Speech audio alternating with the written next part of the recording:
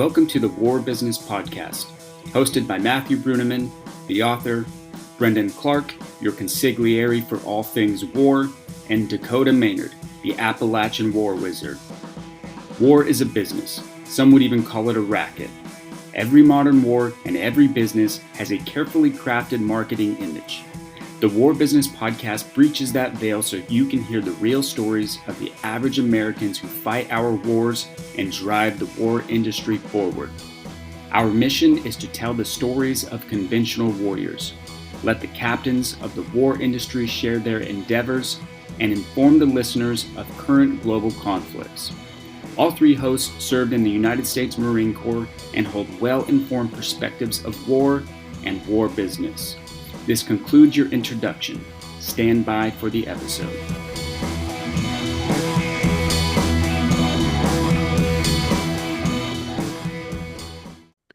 Hey everybody, welcome to this episode of the War Business Podcast. You are all in for a special treat with today's guest. The guest reached out to me a few months ago when my book hit the market. Some of you might remember that I was mentioning a Phantom Kandahar deployment. There was an Army unit that was, in the fight for their lives. So part of our company was going to break off and go reinforce these guys. This unit was somewhat splitting between Kandahar and Helmand provinces. So, may or may not have been within our purview. Lo and behold, our guest had reached out to me. He was one of the U.S. Army soldiers in that Valley of Death. So this is also going to mark our first non-USMC guest. Unfortunately, it's an Army guy. Clark and I are going to have to go to confession for this, but we will allow it. And lastly, being that, this guest is, we're part of the intel community, so we're going to play cards close to our chest.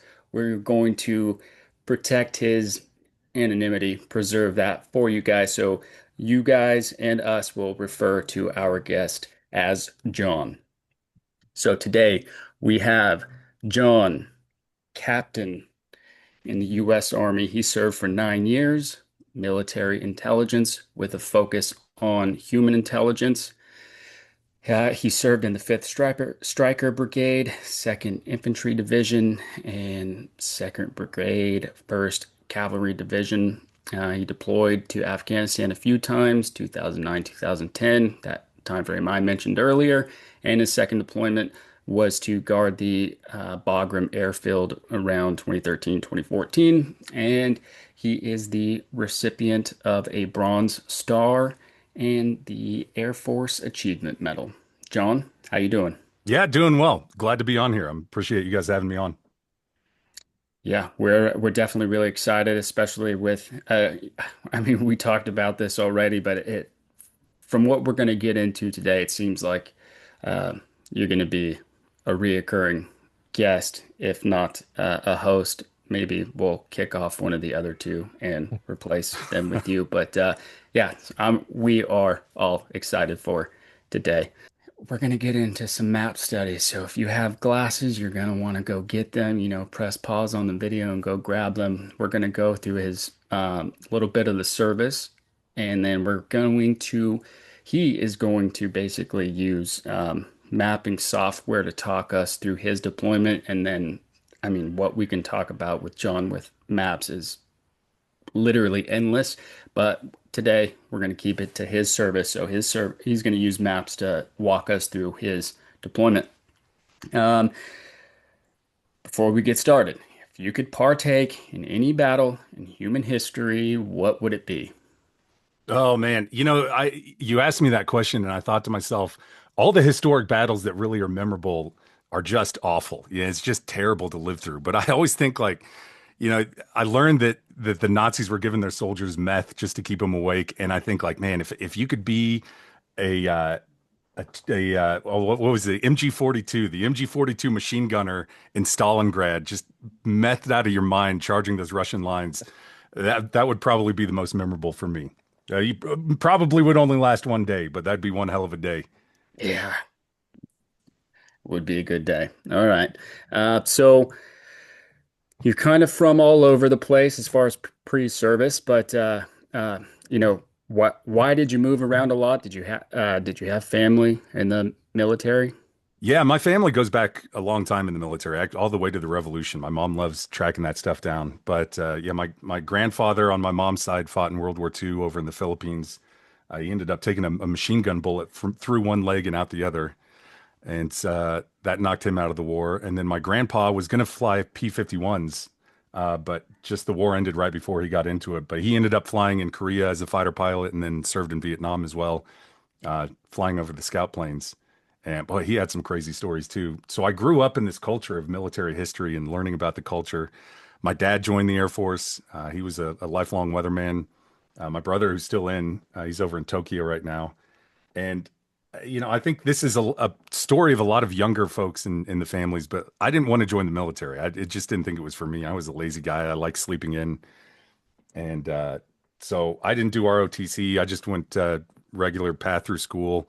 But it wasn't until about the end, I just felt the itch. I felt the itch to go out and have some adventure. I've always been interested in history. And that's when I started thinking, well, maybe I should join the army. I was almost looking for excuses to join. Like I remember things were flaring up with North Korea, which they're always flaring up with North Korea, and thinking, oh, this will be my big chance. I can join.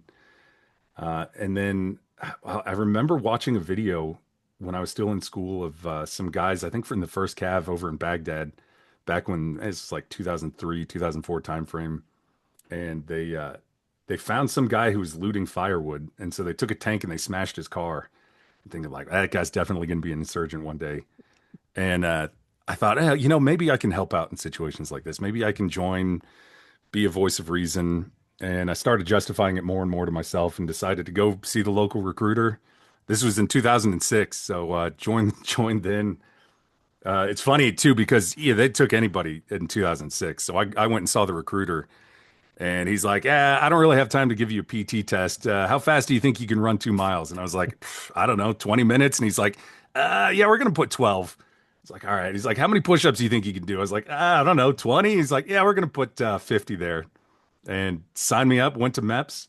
I listened to you guys' podcast the other day, and I was laughing because it must be the same guy checking out your brown eye at every MEP station. I don't even know if he's employed by them. He does it for the love of the game. Some old guy makes you bend over, spread your cheeks, and that's your initiation into the military. One of my interns went to MEPS last week, and we had warned him. We were like, "There's an old man. You're not gonna like what he does." And he came back. He came back and he was like, "You guys weren't fucking kidding." He looked at my butthole. We were like, "Why would we lie to you about that?" It's a total mystery to everybody.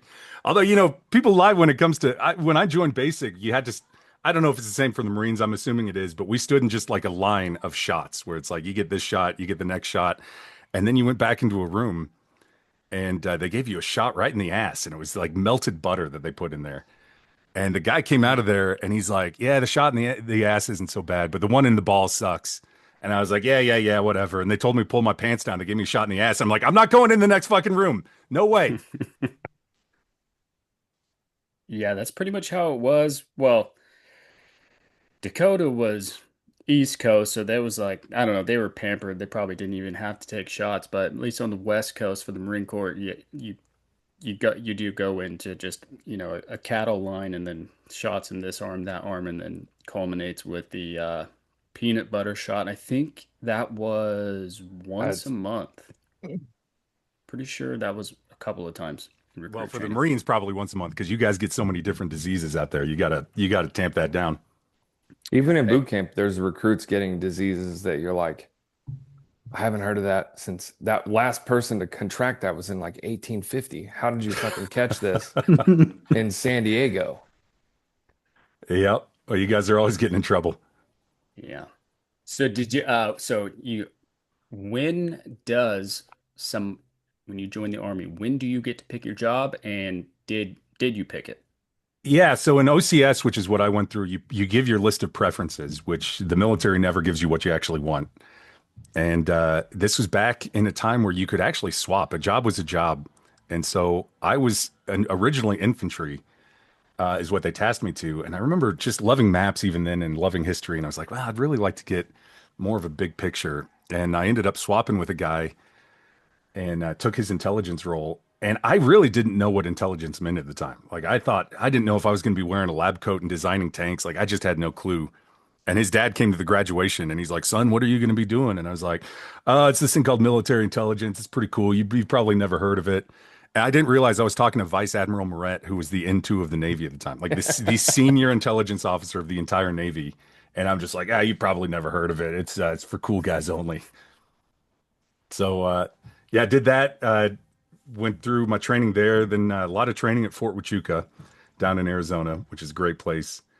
And they sent me off to my first duty station. Again, the military never gives you what you want. And so when they asked me what my top list of duty stations would be, I literally just wrote Iraq, Afghanistan, Germany, because I just didn't know any better. And I ended up getting Fort Lewis, which is one of the most sought after duty stations up in near Seattle. And it was beautiful up there. So sent me up there, and the Army was creating a brand new Stryker brigade called the 5th Stryker Brigade.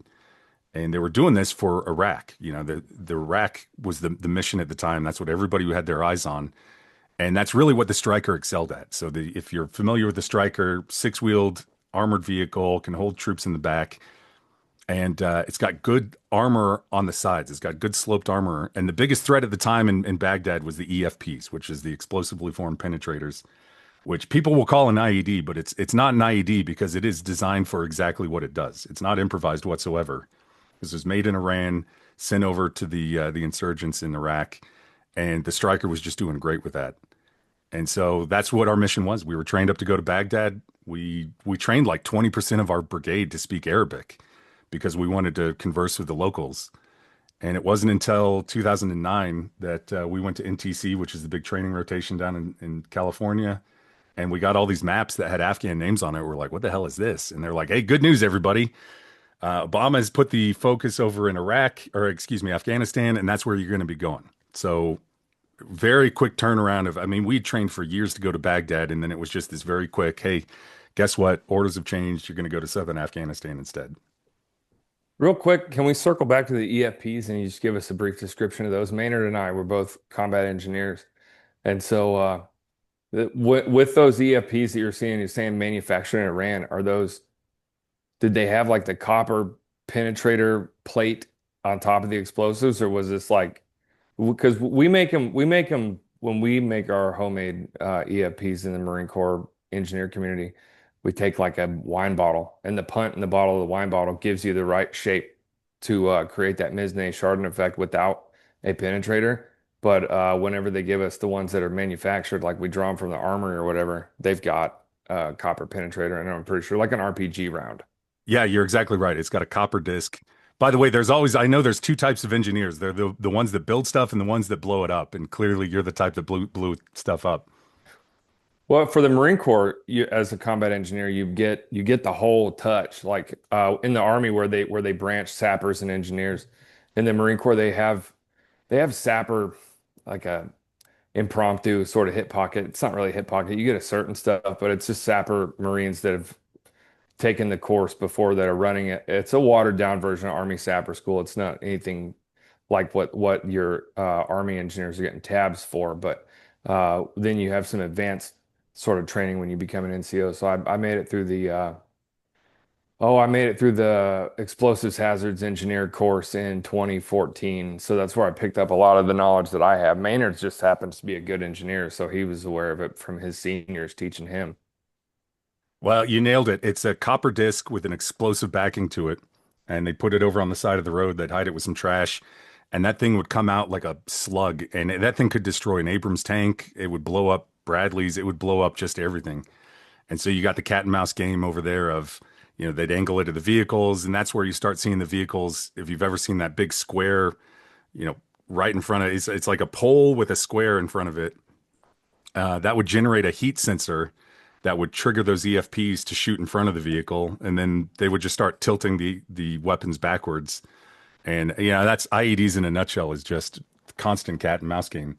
But the trick in Iraq is you've got a lot of paved roads in Iraq. I mean, Iraq is really much more of a developed country than Afghanistan, and they had a tough time digging into the roads. So what they would do is they'd put artillery shells on the side of the road. They'd get these EFPs over on the side of the road, And most of the things were side blown in Iraq, which is why you wanted that sloped armor on the side of your vehicles.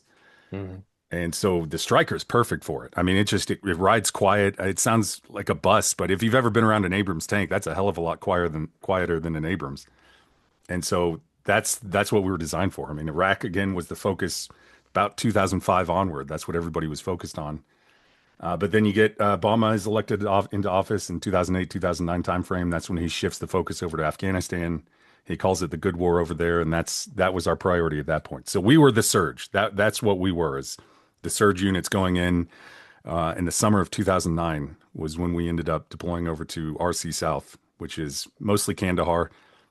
And at the time, it was Kandahar, Zabul uh, was our big focus, and we were just stretched out all over the place. Since we're talking about EFPs, I'm going to bring this story up, but I'm going to kick a question off to you, John, to answer. So my first deployment, we get to Afghanistan, we're doing our hey, welcome, don't die briefs. This is with an EOD guy, so he's running us through IED threats. And I specifically asked about EFPs and basic his this is an EOD guy. He says effectively all IEDs are EFPs because no matter what, even if it's in, an oil jug, that the jug has a top to it, so the force of the blast is going to go more out of the opening than, however much the plastic can withstand. And I started, me just being a E4 corporal, I'm pushing back on this sergeant, and it's like, hey, no, there's a I'm an intel guy. That it means a lot more if you can actually define what an EFP is and tell us, where the EFPs are in the battlefield. That is something completely different than just a oil jug or water jug. Do you want to explain why? Yeah, I mean, I would agree more with you. That EFP is going to have that copper disc on it that's going to be blasted into a projectile that turns into just a giant dart that comes out of it. Whereas the IEDs that we were seeing in Afghanistan were really much more of a simple thing. It's like you said, you get a yellow oil jug, you pack it full of explosive HME, homemade explosives, and incredibly easy to make. I mean, an IED really only has three components. You need the explosive charge, you need the blasting cap to set it off, and you need some sort of initiator, whether it's pressure plate, whether it's self-charged, whether it's a remote charged. I mean, we would see things like garage doors for detonators or to signal the blast. So, by the way, this is always a good news story, but I remember one time where it was a guy was setting an IED on the side of the road that was supposed to be triggered by a garage door opener, and as he bent down, he triggered the garage door opener and blew himself up. And it's like, all right, well, thanks for doing our job for us. That's You get the right. virgins when that happens, or what do you get? You know, I can't remember the full story, but I remember reading something about how this is a bit of a translation error and that the 72 virgins was really, I think it was like either Aramaic or some old language that this was written in. And it was really translates to white grapes, which was a delicacy at the time. So it's like you blast yourself, you go to heaven, you get your bowl full of grapes, and you're like, hey, where are my virgins at? It's like, bad news, guy. You got grapes instead. Barely, barely worth it. Barely worth it. Yeah, yeah, just slightly. But Yeah. no, so what, in Afghanistan, it was all like I talked about in Baghdad, you've got paved roads, and so everything's coming from the side. But Afghanistan's completely different. It's just dirt roads all over the place. They're really good at digging holes. They can dig it in a heartbeat. And they dig that stuff. They put some of those jugs in, and they just put those all over the damn place. In fact, you can see it in Brunneman's picture behind him, that little yellow jug to his right. That's what you get. You just pack that thing full of fertilizer that's been soaked in piss for I think it was the urea that adds some nitrogen to it, and it makes a really effective blast. And they could make it all over the place. Essentially, they would make the explosives in Afghanistan. You could make that at any compound, and they would get their blasting caps from Pakistan. They'd get the more advanced components from the Pakistani side of things. Yeah. Yeah. My big, I don't know.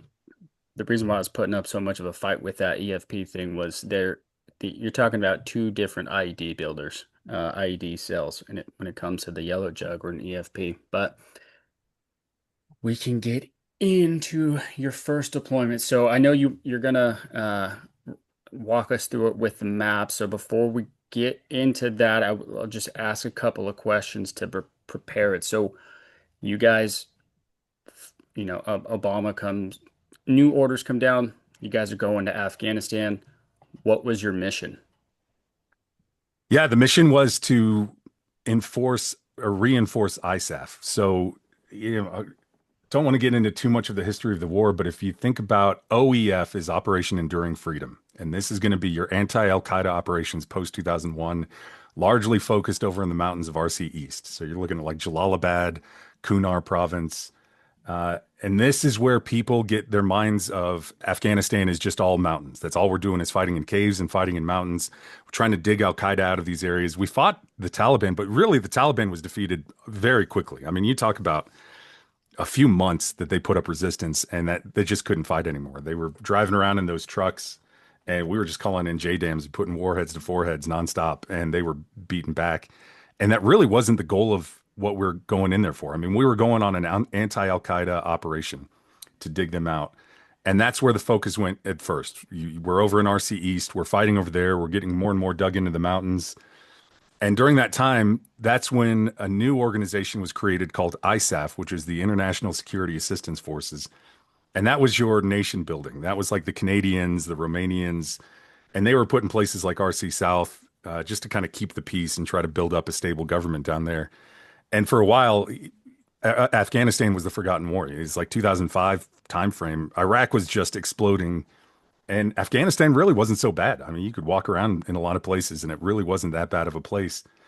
But the Taliban had gone to Quetta, which is over on the border of Pakistan, on the other side of Afghanistan, and they started licking their wounds. And that's when I think you really started seeing resentment of the people come in because we tried to form this new government, but it was just non-functional. It's like we tried to create this thing out of scratch, and it was this very, top-down driven government where you've got Hamid Karzai in charge of things, and you've got on paper, you've got all these courts, you've got all these police systems, but in actuality, it just didn't exist. And so things just were descending into chaos down there. Taliban was opportunizing on that or making good on that and really kind of getting into that Kandahar area. And so you had the Canadians were in there before we were, and the Canadians were getting overwhelmed. They just didn't have the same type of systems that we had. They didn't have the same manpower that we had. And I think that's when they looked at it and said, all right, we need to do something about RC South and start putting American troops down in that area. I mean, it was not just American troops. I don't want to just say it was only us, but that's when you really started surging troops to RC South near the Kandahar region. We knew Helmand was bad at the time. We just didn't know how bad it was. The Marines were getting involved in some real serious fights over there. And so, yeah, they sent us to Kandahar. We were based out of Kandahar Airfield, which that was an interesting moment coming off the plane. That ramp's going down, the bright sunshine comes in, you just get 115-degree heat waving at you. And that's when you get a smell. I don't know if you ever went to Kandahar, but there's the famous Oh poo yeah. pond of Kandahar, which is just a giant lake of human shit just baking in the sun, just 115-degree sun, just cooking it. And man, it smells so bad you can just taste it. Uh, and it's funny because you go back to the start of the war. Kandahar Airfield obviously is a major geographic point that we wanted to take, and we were like, "Well, where do we put all this shit?" And they're just like, "I put it on the outside of the base." Well, the base kept growing and growing and growing as the years went on, and by the time we got there, that thing was right smack dab in the middle of everything. And I even think the welcome tent that you had to go through your briefings was like 200 feet away from this thing, and it was the most foul smelling sludge I've ever experienced in my life. Yeah, that smell was real bad. Even so, I would my first deployment. We were in Kandahar for I don't know 5 days or something, but it took like 2 weeks in Helmand Province for that smell to just get out of all my nose hairs. It was just it was like a permanent part of my body at that point. That shit lake in Kandahar. But yeah, it smells awful. And then 200 yards away, there's like a TGI Fridays. Yeah, I'm over like, on the boardwalk. yeah, on the Yeah, boardwalk. That's what it's called. That's right. yeah. You had a Yeah. Tim Hortons coffee shop there that the Canadians had. I think you Yeah. even like it was a weird blend of reality of like you go on the boardwalk, they've got a Harley dealership there where you can order a Harley with your deployment money and it'll be waiting for you when you get back. There's Canadians playing hockey in the middle of it. I mean, it's not ice hockey, they're just running around in tennis shoes. But Yeah. we didn't see much of the boardwalk. We were placed. There was no room for us on Kandahar, so they busted out the wire and put us down in a minefield. And they're like, "Dad, don't worry about it. These mines are all cleared out." And then every day, every 30 minutes, you'd hear detonation 5, 4, and then boom, they'd find a mine, they'd blow it up, and then you just get back to work. Yeah, Kandahar is not a pleasant place to be by any stretch. I mean, you're just so close to the flagpole. That thing is a major city at that point. You got to drive around in those Toyota Surfs just to get anywhere, which a Toyota Surf is like a Forerunner just without all the safety features. Yeah. Yeah. All right. So you guys are there to reinforce ISAF. That's what you said, right? Reinforce ISAF? Yeah, so we became ISAF in the mission, which is an important distinction because there's two different sets of rules of engagement. You've got your OEF soldiers, which have a little looser rules of engagement, and then you've got ISAF, which is there more to nation build. We were placed under ISAF. We wore the patch on our shoulders for that. And the big areas that we were going into were the Yargandab, which is a river valley just northwest of Kandahar city. We were out in Maiwand, which is over in western Kandahar. We were in Zabul, which is a major road that connects Kandahar up to Kabul. And then we were down in Spin Boldak, which is the border crossing there with Pakistan, one of the major border crossings down there. And remember sitting with some briefs with the Canadians. And, this is really me not shitting on the Canadians. Again, they really had a very limited set of soldiers that they could do operations with, but they weren't going outside the wire all that much in Arghandab. And they told us that we think maybe there's like 5 to 10 Taliban in the Arghandab area.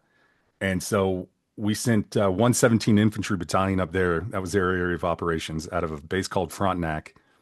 And they would drive their strikers down in the Arghandab. And almost immediately we started getting messed up. I mean, it was just a real tough fight in that area. So people think of Afghanistan, they either think of mountains or desert. But the Arghandab is this really lush river valley that flows through that area. I mean, it's real thick. They grow pomegranates, they grow grapes.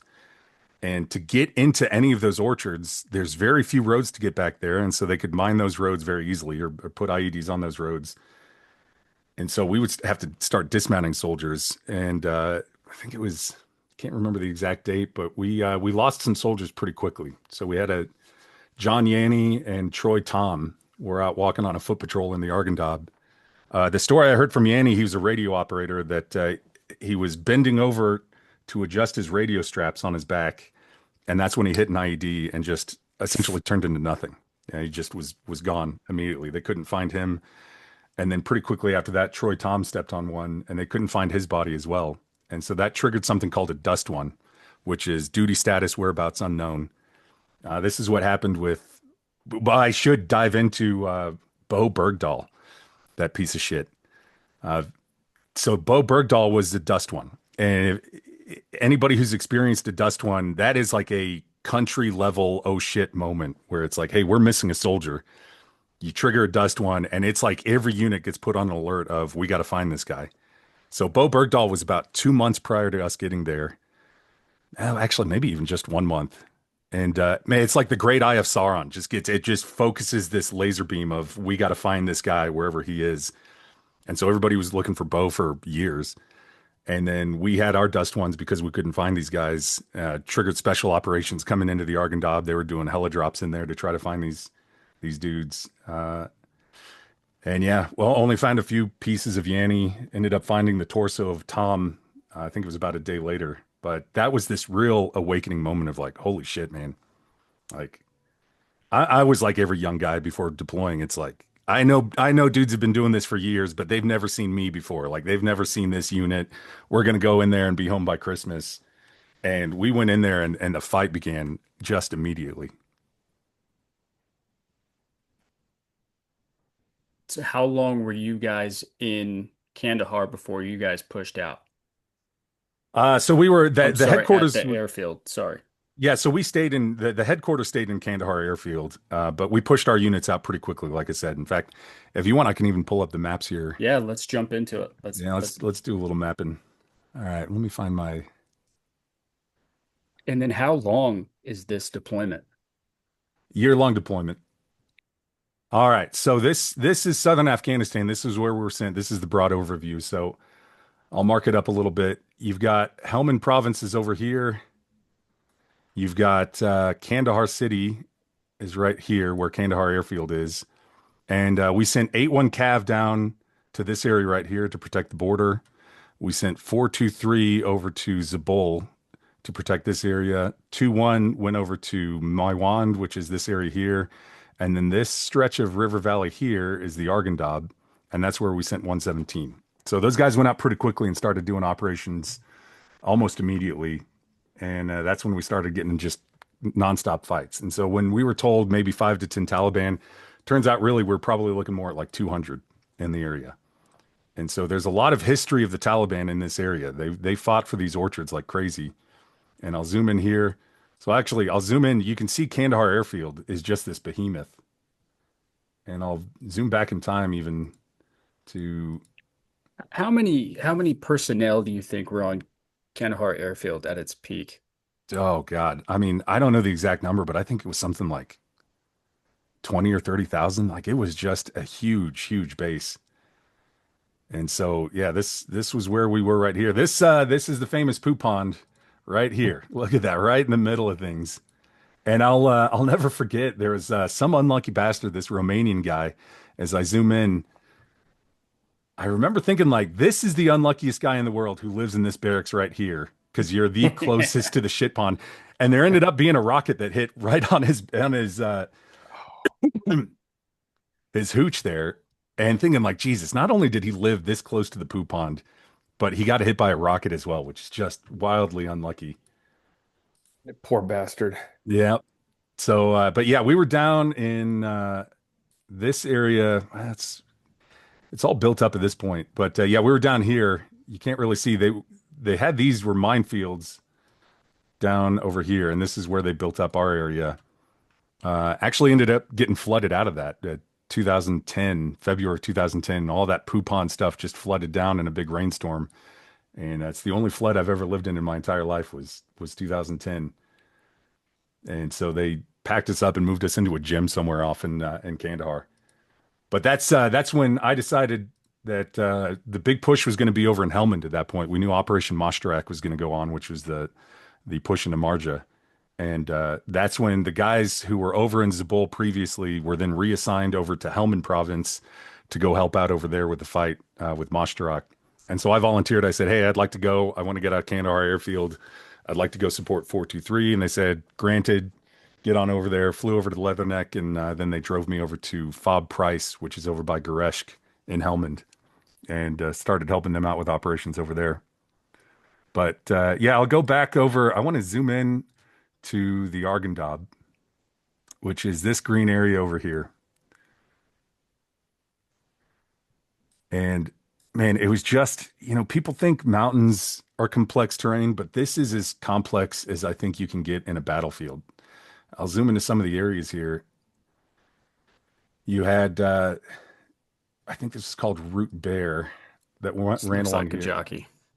Yeah, but this and Helmand are very similar to each other. And this really, you could control the main cities. So like Kandahar City, you could control. Kabul, you could control. There was enough of a police presence that were there. But you get out to the rural areas where it's all farm fields, and you just had no support out there whatsoever. And so we started doing operations in these areas, and you can see there's a few main roads that'll take you into the orchards like this and this, but you could never take them because they were just IED'd like crazy. And so we would have guys go out on foot patrols and start going through. And as I zoom in even more, you can see like there's just canals all over the place. So you got to cross these canals to get anywhere. All of these compounds have got these 15-foot high mud walls that they would have. They had grape rows. So like these are the grape rows along here. And these are just big like mounds of dirt built up that they grow the grapes over. It's not like a grape fence is over here. And so these guys would go in. Well, you don't want to take the main paths here because those are obviously going to be IED'd. So you had guys just like leapfrogging over these things for hours and hours as they go through. And that's when I went in with these guys, and we were climbing over walls. We were wading through canals just to try to get in. And you try to cover even a mile of terrain doing that, and it could take all day. I mean, it could take all day to go a couple of miles. You hit an IED doing that, and it's really hard to get QRF out there. we were trained, like I said, for the strikers, which we're medium infantry units. So we're used to calling on support from our heavy machine guns that are on top of the strikers. You've got mortar support that's on top of those. And we just had to turn into light infantry and go out to these areas and go fight it on foot. So that's when I went out. There was after losing Yanni and Tom, we'd had quite a few more events out in this area. And pull up some of this here. So I've got my different files. Here's my 5.2. Yeah, there's no such thing as, taking a straight route to wherever you're trying to get to. Yeah, so I no, not at all. I mean, it just took all day. And then you can't go the same way twice because once you go it one way, then they're going to start putting IEDs there, so you got to figure out another way. And Yeah. there's only so many ways to skin a cat in this area. If you got a little base down there, they know which footpaths you're going to take. They know how you're going to walk in there. And so these were the first strikes that killed Tom and Yanni. Were down right in this area over here. I talked to a guy. It was like one of these footpaths that they crossed over and hit the IEDs. And this is more like Vietnam than anything I would have thought. Uh, this is dense pomegranate fields. They're growing all sorts of stuff back here. And I'll take it back. So after losing Tom and Yanni, we lost a few more guys up north of the area here. So we had a catastrophic strike on one of our strikers up in this area as they were crossing. Ended up losing four guys in one hit. Uh, actually, Corey Jenkins, this guy here, his wife ended up writing a book all about receiving the news of his death and dealing with it. He had like a young kid that was born like right after he died. Uh, Maybe it was before it, but you had John Hallett who had a couple young kids and one on the way. Man, you want to talk about a tearjerker reading this book. It's just crushing. I don't know why I read it. I probably shouldn't have, but curiosity got the best of me. Yeah. But So yeah, what's the key terrain over here? What is there like village or district government facilities? What are you guys looking for? not much. So we had Fob Frontenac, which was this up over here. This was the big base that we had, and there wasn't really much outside of that. So operations were run for these guys out of this area here. You've got the Arghandab Dam that was built by Morrison Knudsen, the same guys who built the Hoover Dam, built this over here in a goodwill attempt to try to. This was back in the Cold War. We were really trying to get Afghanistan on our side during the Cold War. And so built a bunch of projects out here. We wanted to turn it into like the California farmland is this great story of success of turning desert into lush farmland. And we're like, hey, where else is like California? It's like, well, this part in Afghanistan out here could be turned into some rich farmland. And so we built all these dams and canal networks over here for the Arghandab and did the same thing over in Helmand with the canal networks over here. That's why you can see from space even some of these places are very grid-like. I mean, this was like very Western for a while back in the 50s when they were building it out. They had swimming pools, they had movie theaters, because you had all these Americans that were coming in and helping them build up this area. And we had fairly friendly relations with Afghanistan back in the 50s and 60s. Yeah. Yeah, you look at Marja, it's an ag town. They built it in the 50s or 60s. Yeah, it's unbelievable. I'd love to bring those guys up back from their graves and say, "Hey, I know you wanted to do some goodwill, but this is where the vast majority of the world's heroin is grown now is these areas out here." No, I think we knew that if you could control for key terrain, if you can control the Arghandab, which was this area over here, then you could control Kandahar City. And so Kandahar City was the big focus of things. There's a very large population set here. It's one of the two most important cities in all of Afghanistan. And so if this belonged to the insurgents over here, which I mean, you get Zari Panjway over in this area, they could just conduct attacks into Kandahar City at their leisure. And so we wanted to go in, we wanted to win these people over and bring them back over to our side. And that's when we started flooding the area with soldiers. But that's when we got into firefights and IED attacks just immediately. And so So go ahead. Sorry. that's when our brigade commander said, all right, we got to surge not just one battalion, but we surged units from each battalion into the Arghandab. So we took them from 2-1, 4-2-3, 8-1, and it was called Operation Opportunity Hold. It was going to be the big initial push where we were just going to go in and into the Arghandab in force and try to clear it. And I had been sitting at an Intel desk for about 2 months at that point, and I really wanted to see it from a ground perspective, which I think is important from an Intel guy. And so they said, okay, hopped on a striker in Kandahar. They drove me over to the Strong Point, which was just this like just dirt compound with some walls around it out in the middle of the desert. And we knew we were going to push into the Argonaut for about a week long operation. And so went out there and boy, I go into some memories of this, but I remember sitting in that Strong Point. There was no buildings or anything and didn't have anything to sleep on. So I found a plywood board and an old parachute and I put that on there and just laid on my back and I stared at the moon, just wondering like, is this the last time I'm going to see the moon? I don't know if you ever had any of those moments yourself of just looking at the moon and it looks different when you're about to do something like this. It's like, man, is this it? Is this what am I going to be like tomorrow? Am I going to be brave? Am I going to fuck things up? And just wasn't sure how it was going to go. And so woke up the next morning. Let me see here. Got Actually, in those, I now look back on those moments with extreme gratitude, not just that I made it out, but I really feel like I'm blessed to have been in in situations where I thought, all right, tomorrow's tomorrow's when I get it, but I'm just, then if that's my destiny, so be it. I feel very grateful for being in a situation like that. Not taking into account the war and how it turned out or anything like that. Just from a perspective of a man, I'm very grateful for that. I completely agree with you. It's like it's a weird thing, and I think that's why a lot of guys get depressed when they leave. Is like it's scary. You're dealing with your emotions, but it's you're living in that moment. And it's like you are absorbing every moment that you're alive for that. Whereas like, I've been out for 10 years now and day to day, it's just I go into the office, I sit in front of a computer, I answer emails. The next day I do the exact same thing. But I think young men need this in their lives. They need that moment of like, I'm about to go through a real test. Like I'm about to go through a spiritual test, a physical test. And again, I've never looked at the moon the same way that I looked at it that night.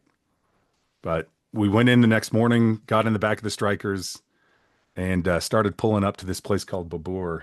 And let me pull this off and put on this intro ID. So this is where we were pulling up. We're driving through the desert, coming in, and I remember thinking to myself, "What's it going to be like? Is it going to be crazy? Is nothing going to happen? Maybe nothing's going to happen."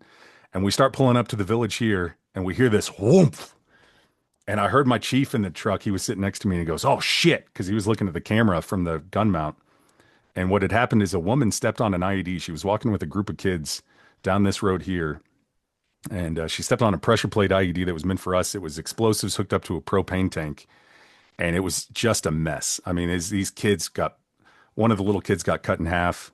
The other kids were messed up. And I remember the ramp going down on the back of the striker and getting out. And I've never looked at ground more intensely as that moment in my life of like, man, if that one's there, what am I going to step on? And so we had some guys rush out. They helped take care of her. They called in a medevac that came in, flew her away, and that was a real distinct moment in my life. Like I just remember looking at the this woman's face as she was slowly walking towards the medevac, and it was like a ghost. She was just had this face. I can't even explain it. But and then that's when the men from the village started coming out with wheelbarrows and just started scooping up pieces of kid and throwing them in the wheelbarrows, staring at us, and that was like, all right, well, that's your intro to a week in this place down here.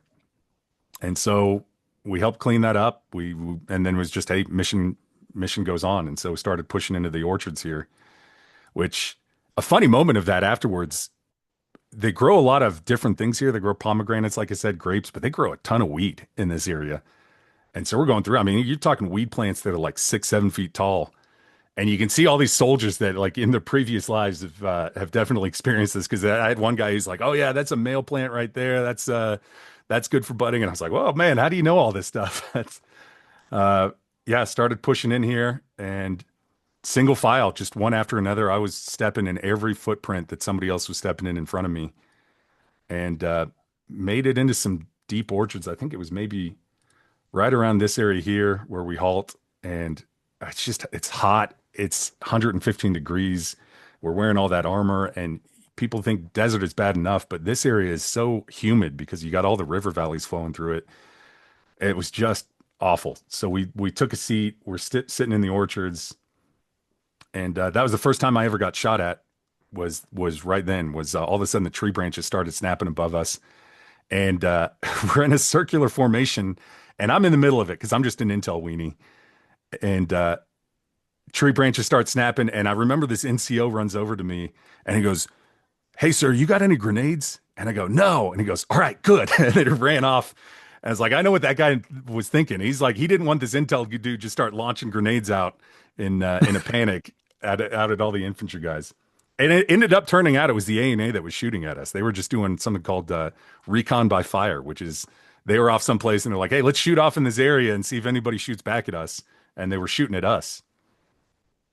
So we keep going in. I believe it was these compounds over here. We cross a few canals, get into this area, and we were sitting tight in these compounds, and we had a friendly fire incident. I remember hearing machine guns go off, and then somebody else started yelling, "We're fucking Americans, God damn it!" And then you had a bunch of like, "Oh shit" looks on people's faces, and kept pushing in. I think it was, I can't remember exactly, but maybe these compounds over here where we settled in for the night. What we were doing, the engineers were blowing holes in compound walls because at that point they knew better than walking on the paths. They didn't want to walk through doorways.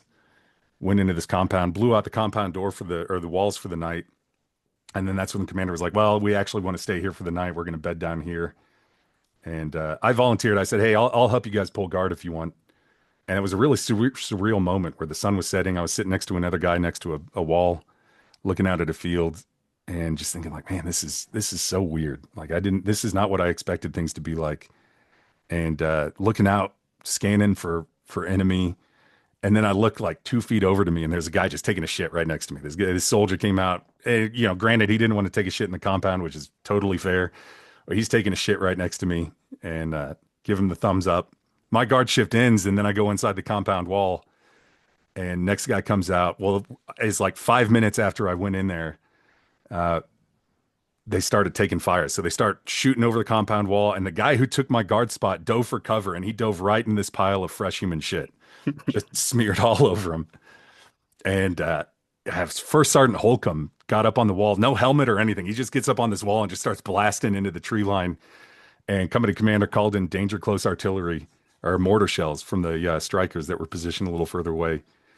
And again, these weird moments where you don't really know what war is going to be like. And I hear the boom, boom, boom from the mortars going off, these 120s coming in. And I remember leaning against the wall and hearing the whistle of the like, and thinking like, Yeah, "Oh shit, they actually make that sound just like in the cartoons." I didn't know that. they do. They do. And Yeah. then you heard splat, splat, splat because they didn't put a time fuse on them or a remote fuse on them, so they just sunk right into the mud of the orchards.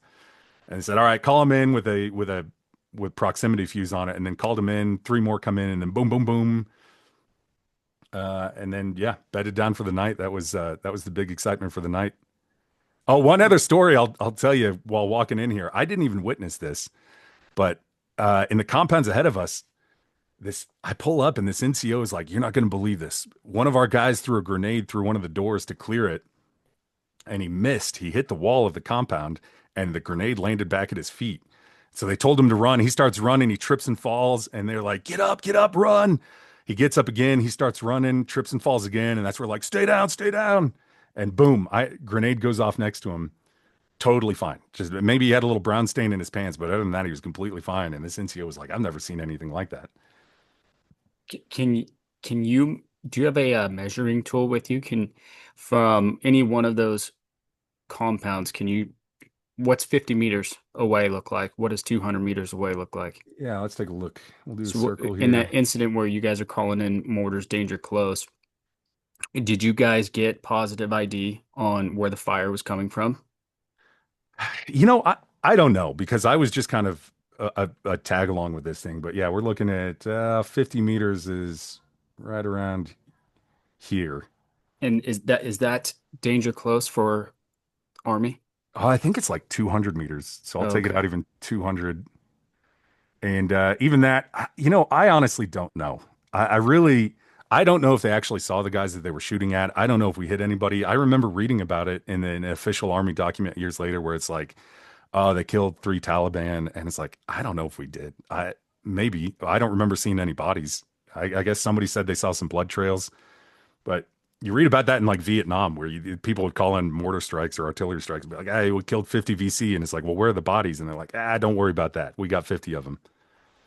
And I'm just looking at the topography just within this circle that you drew. I mean, you can't see the canals, but you have water going through all that. You have the different types of fields, different And what orchards. It's about what about poppy? Is there a lot of poppy in this river valley, John? Or Yeah, there was a bit, but not as much as over in Helmand. Helmand was really the ground zero for where all the poppy was being grown. This was largely pomegranates. Pomegranates travel easily.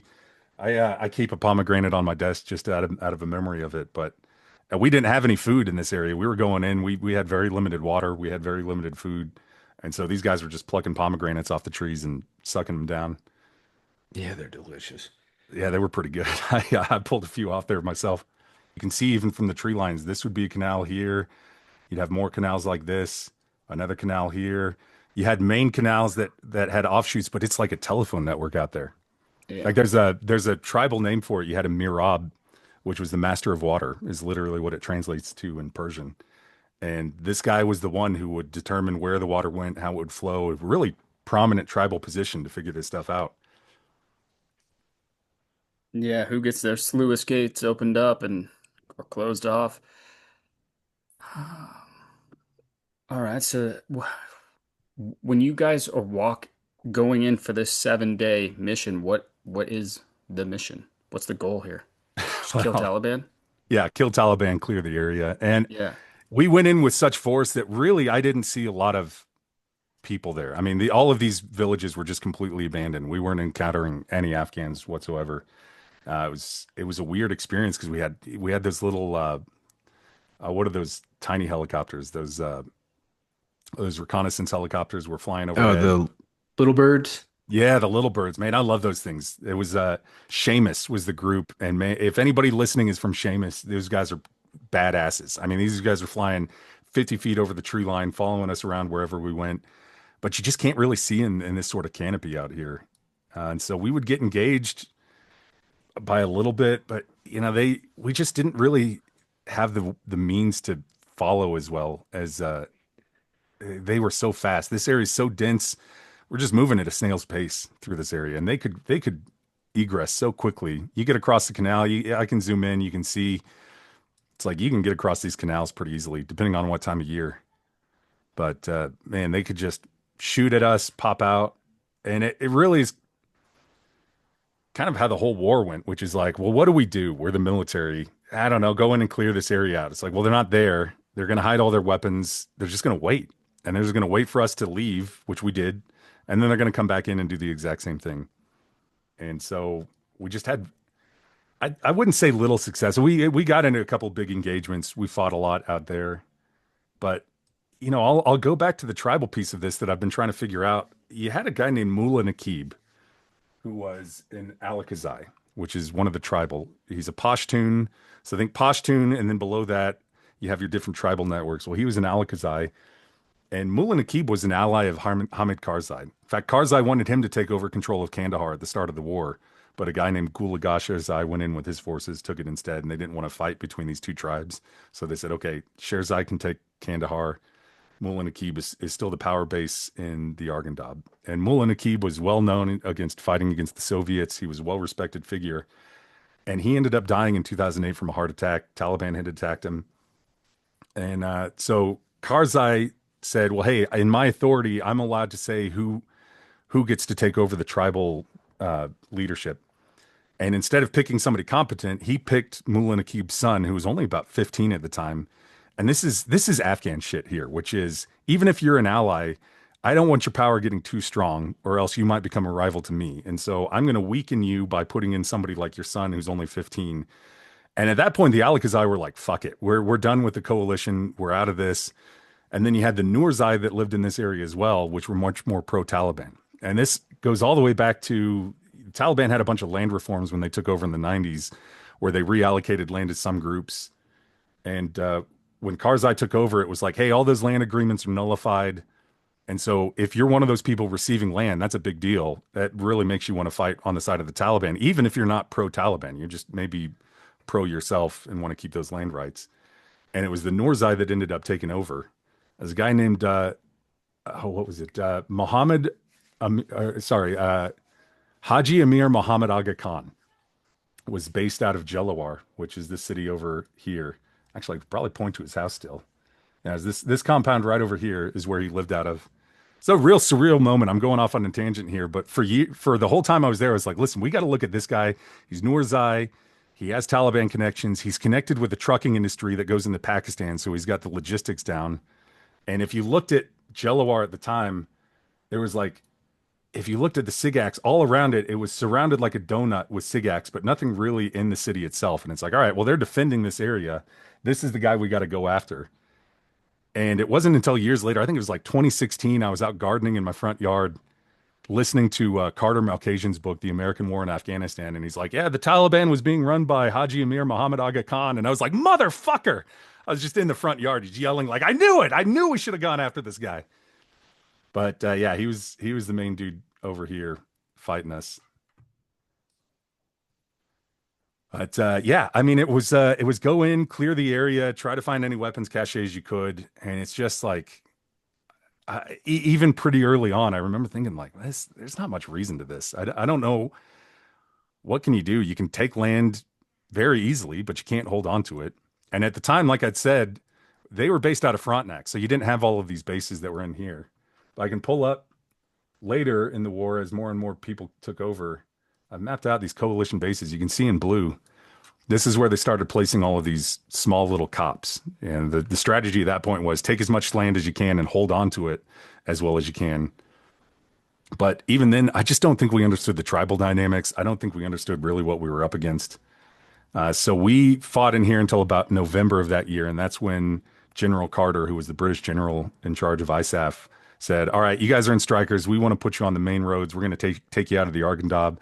And that's when they had the 82nd Airborne come in and start patrolling these areas. And then after the 82nd came in, it was a field artillery unit from the 101st that came in, which, people often ask me, why did we lose the war? How could we possibly have lost this war with the great American powers that we have? And I think a great example of this is using guys like 101st Field Artillery to go in and seize terrain here. And this is not a knock on the 101st at all. This is really more of a compliment to them, which is you've got guys that are trained up to air assault artillery into places and put massive amounts of ordnance on people's heads. And how did we use them? We had them walking around fields with 5.56 rifles. Same thing with the 82nd Airborne. These guys are trained to like seize airfields. What did we do? We had them walk around all day, just all day, every day, walking around. And it's such a force divider at that point. It's like taking a Black Hawk and putting it on its side and using it as a gate guard. And it's like you can have all these great tools, but if you're not using them for what they're meant for, we're really not that much separated from the Taliban in terms of capabilities at that point. It's they got rifles, we got rifles. They're walking around. They know the terrain better than we do. We're walking around in heavy ass armor, and it just doesn't work. It's just a force dividing nonstop. But Hey, each of John, a those, quick question sorry to interrupt you. no, go ahead. Just a quick question about the terrain. Two things. In those lesser areas, were there any issues with like just seeing the Taliban from like drone surveillance, or like were there any infrared issues where you just couldn't see them because the vegetation Oh yeah, was so lush? yeah. You And couldn't really then, see them out there. It was tough to look through these fields. I mean, and it's like anything. What are you looking for? We'd put UAVs overhead all the time, and it's like, well, I see a guy out in a field and he's wearing the same clothes that everybody else is wearing. What do you do about it? Nothing.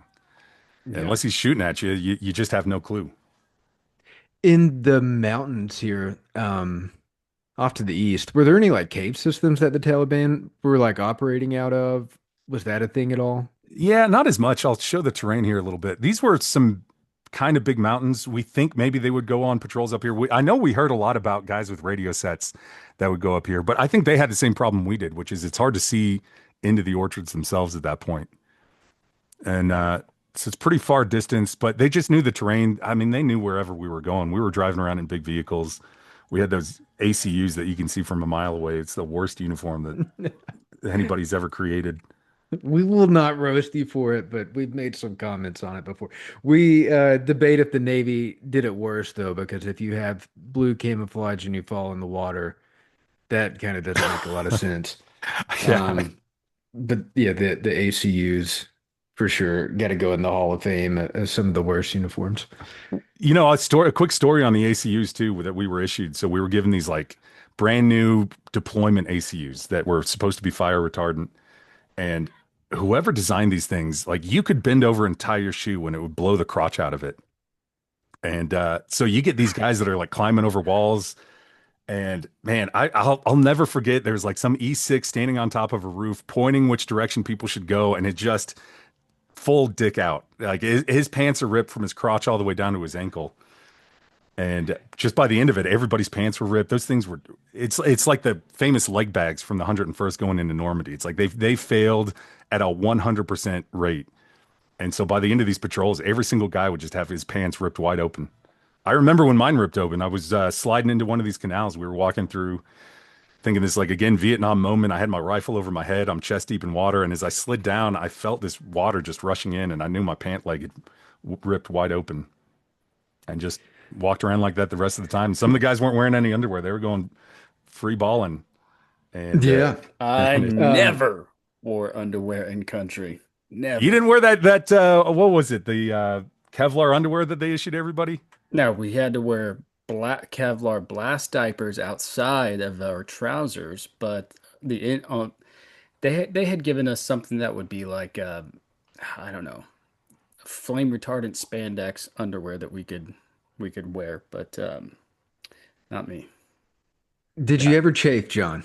Oh my God, all the time. I had that spandex stuff, and I had a little hole in it, and so my flesh was like poking through that hole, and every step I took was just awful. And it's little things you don't think about. I had that, and I had this really bad ingrown toenail on like day 2 of the patrol, and I'm just walking around on this foot that felt like shit the whole time. But yeah, what do you do about it? You just suck it up and keep moving on. Break, break, break. Time for a 5-minute gear check, boys. This would be a good time for you to like, share, and subscribe. It helps the channel grow, and we would really appreciate it. Don't forget that we want to interview veterans, so reach out to us if you want to have your service documented. Let other veterans know too.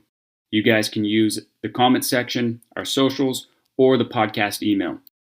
Find us and follow us on X, Instagram, Facebook, and Substack. And go buy yourself a copy of War Business, The Hired Guns of Helmand Province. You can buy that on Amazon or through the Wargate store. If reading isn't your forte, then we've got you covered with the audiobook. Thank you for listening to this episode of the War Business Podcast, and we appreciate all of your support. Let's get you back to the episode. A few more questions for you. So at this time, are you first lieutenant, second lieutenant, captain, or? Yeah, I was a first lieutenant at the time. I think I was newly promoted, maybe just a few months at that point. So still pretty fresh. And this was Okay. when the Army was promoting really quickly because it's just like, hey, we need people. So come on in. Like I said, I joined in 2006. You could be anybody in 2006 and join the Army. They'd take you. And so what's your loadout look like? Are you running M4, maybe M9 too, or what do you got on you at the Yeah, I had time? an M4. I had everybody went to Tactical Tailor, which was up at Fort Lewis, which you could buy those chest rigs. The Army issued you all sorts of stuff, but nobody ever used the Army stuff because it was all garbage. They had like the buttons for your mags pouches, and so yeah, I was running 6 mags, well 7 with one in the rifle. I had an M9 that I carried with me. And for me, my rifle loadout has always been very simple. I just want a red dot sight and a pistol grip. The guys will turn it into like, if you look at an F-16, the F-16 is turned from a nimble fighter into this just like loaded with bombs and loaded with all sorts of stuff. Guys do the same thing with their M4s where it's like, I got a flashlight, a bipod, a pistol grip, my ACOG, my PEC 14, and you turn an 8-pound rifle into this like 23-pound monstrosity. And Was the Army pretty lenient with you guys on that? Like you were able to mod out your stuff if yeah, you for your wanted to? your kit and your rifle, you were pretty you had pretty much free reign for you could put on your own stuff. My brother gave me my red dot sight for my second deployment that I kept on there. And yeah, you could put your magazine pouches wherever you wanted. You could just make it as functional as you wanted, which I think was good. On Kandahar Airfield, you're next to the flagpole, so you run across three sergeant majors for every step you take. But when you're out there in the field, you're just on your own. And for your import, were you guys running the hollow points or were you just running 5.56 like green tip? Yeah, I think we had tracer rounds every fourth round was what we were told, and I was always taught you put your last two tracer rounds at the very bottom, so you know when you're out when you see two traces in a row. I'll tell you, I did two deployments to Afghanistan and I never fired a shot in combat. In fact, every time I've been shot at, again, not like the movies, I didn't even know where it was coming from. Not even what direction, which was a surprise to me. It's just like you hear popping, you hear an echo, and it's like I don't know if it came from my front. I don't know if it came from my rear. I've got no clue where this thing came in from. Too funny. Appreciate you answering that. Um, we can continue on if you want. Yeah, well, we kept going through. We ended up getting back in our strikers and driving around to the southern side of the Arghandab, which we couldn't cross our strikers across the main part of the river here.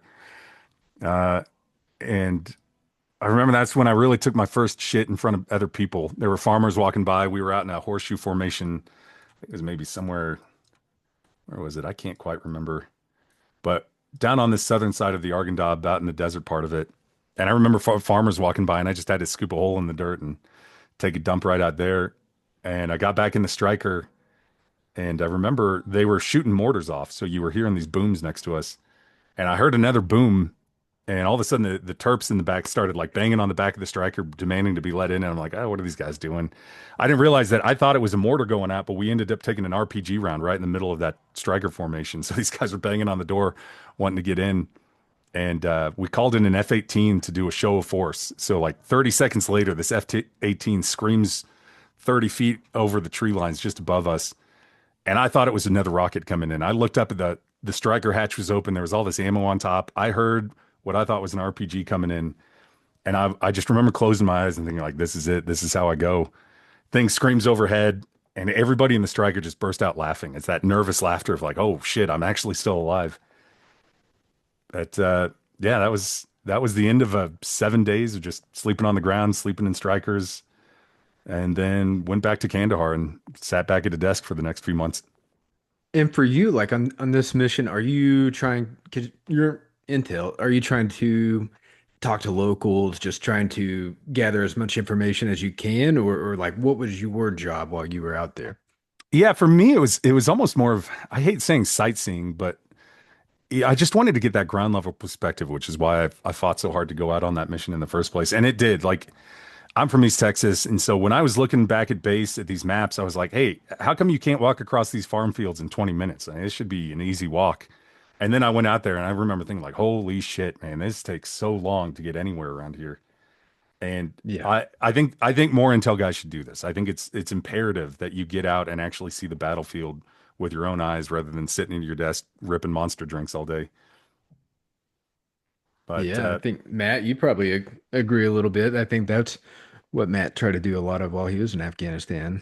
He was intel and just try to get in the mix as much as possible. yeah, and I'll tell you something.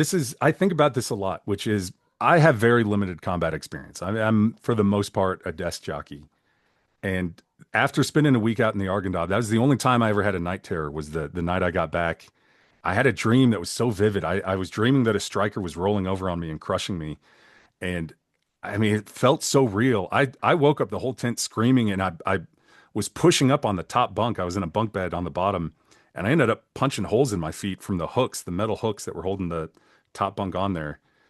And my company commander thought we were being attacked or something. And then the reason I think about that is I didn't think I was that stressed out when I was out there, but your body doesn't really know how to process that stress, and it takes time for that to flood away. And that was just me being out there for a week, and that was it.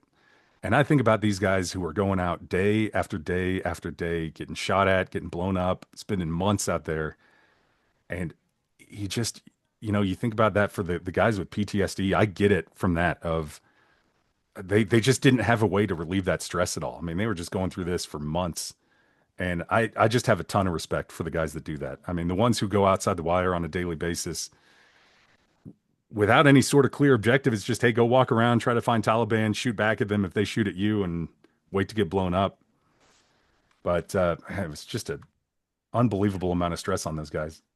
Were you on doxycycline at the time of your dream?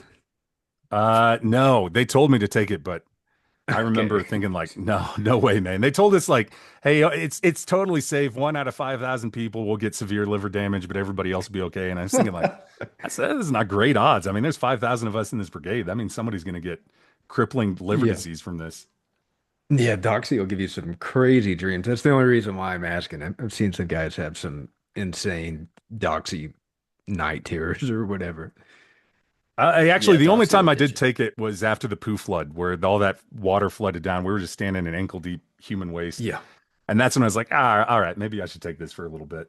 Yeah, it's either doxy, kidney, liver failure, or the hepatitis from that poop flood. So Yeah. take the doxy. I But know go I didn't like it. I didn't like the doxy.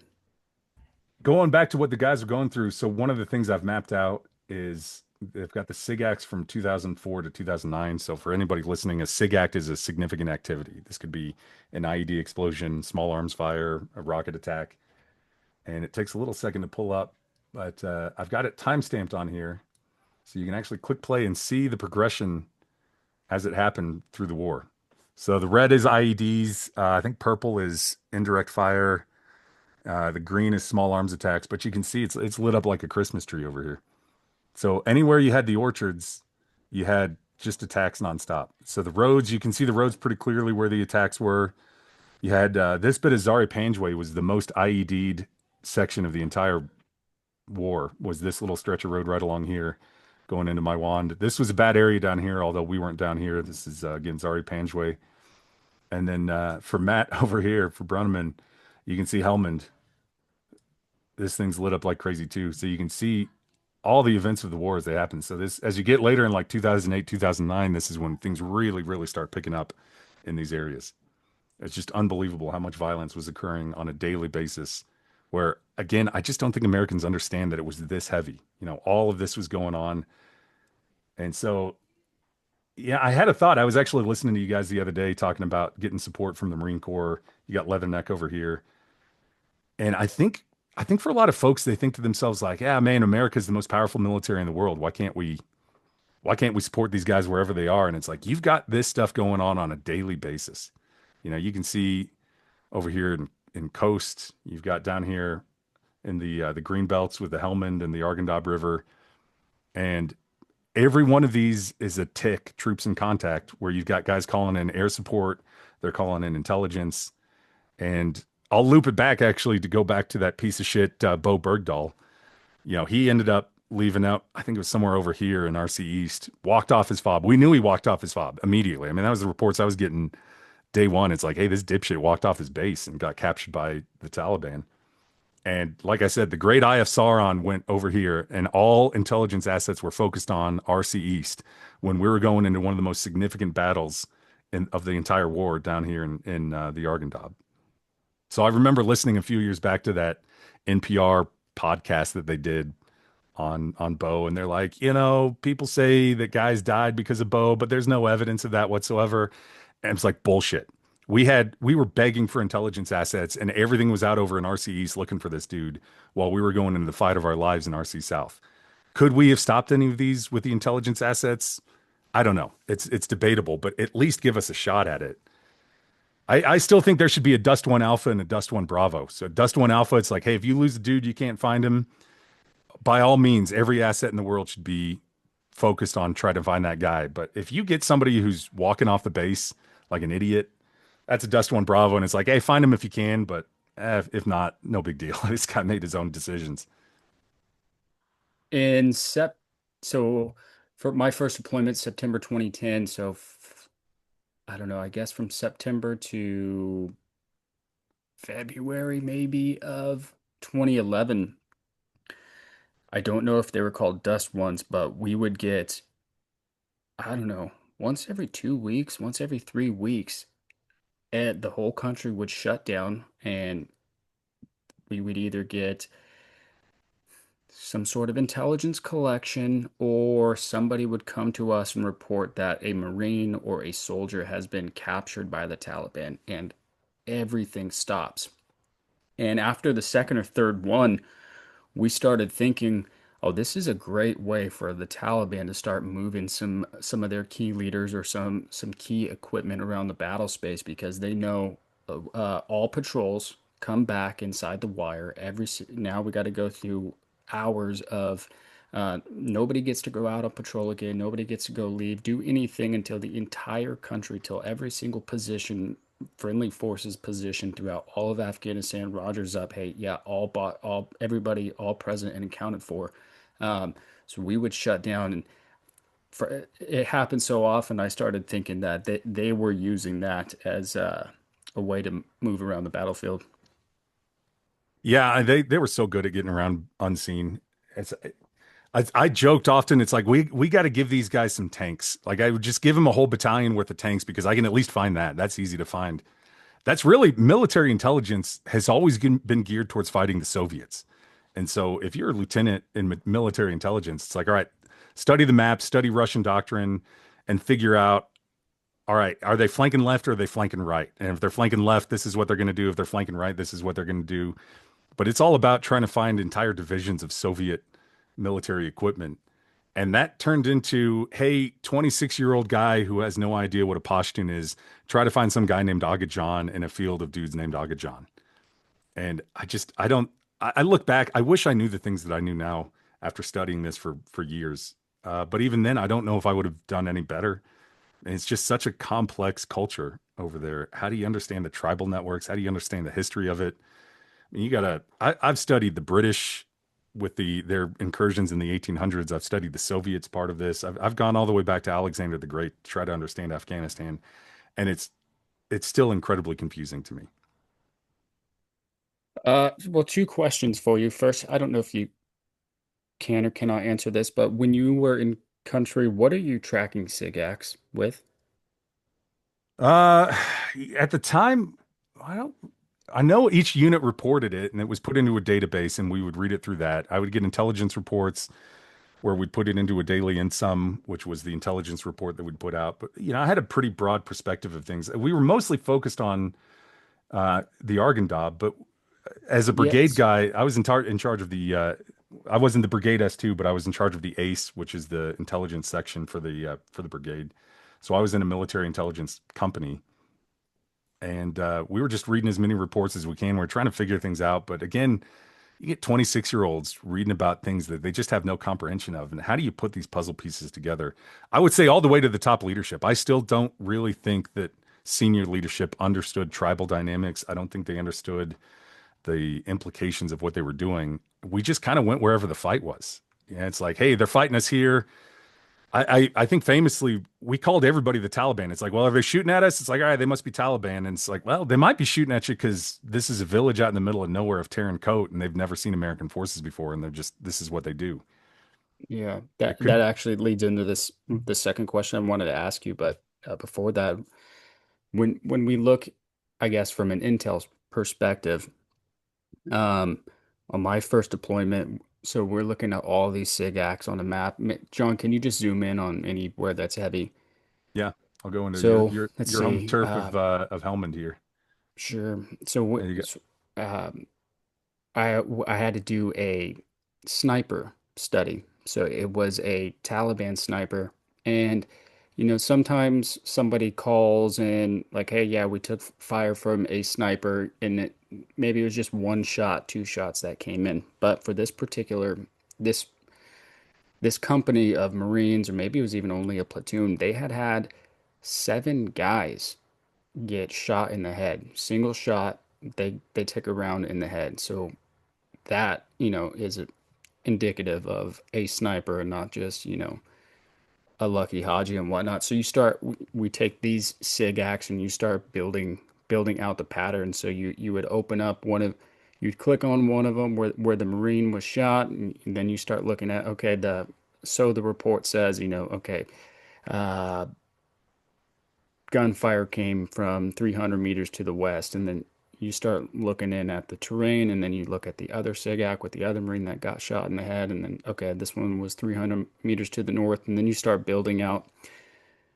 I don't know, um, egress routes and little key pieces of terrain and things like that around. So that all of these SIGACs, they're not just for you to say, oh wow, a lot of people got fucked up here, but it is actually, it can be useful. Um, my second question I had for you was, you guys being in Kandahar, can you talk a little? So we have to win the hearts and minds in a counterinsurgency. Can you speak a little bit about how one could argue that Kandahar was the nexus for the Taliban? So, and I don't know, people, the villagers, just the regular Afghan people, were relatively receptive to the Taliban. So to, how did that affect you guys?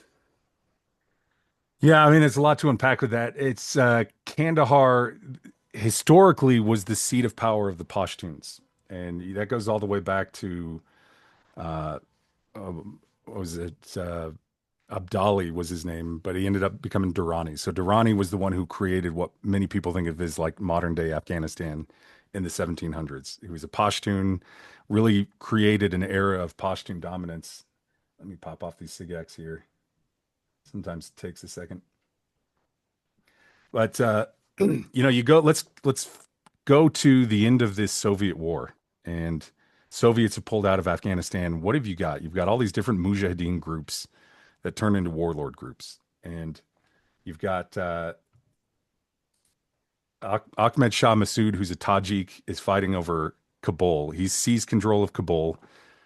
And then you've got a guy named Gulbuddin Hekmatyar, who's a Pashtun, who is supposed to be the next in line for seizing control of Kabul. They've got a power sharing agreement, so they start fighting over Kabul, and that's the big focus. You get over, let's see here, yeah, Kabul's up in this area here, and so you had Hekmatyar's forces had seized kind of up to the southern point of Kabul, and then Ahmed Shah Massoud controlled Kabul and kind of these mountain passes up to the north of it. He was based out of Panjshir. So Panjshir is a real famous area in Afghanistan. He was one of the Northern Alliance guys. And the Panjshir Valley is up north of the Shamali Plains, which is this big green belt up here. And I'll show it to you here as you can kind of take a look. This is Panjshir up here. It's this valley that winds up almost all the way to China. And so he had a real advantage here, which is this is just tough as hell to dig out. And so he controlled this area over here. And all the fighting between these groups was going on in Kabul, where Hekmatyar was just launching rockets nonstop into Kabul to try to win it over.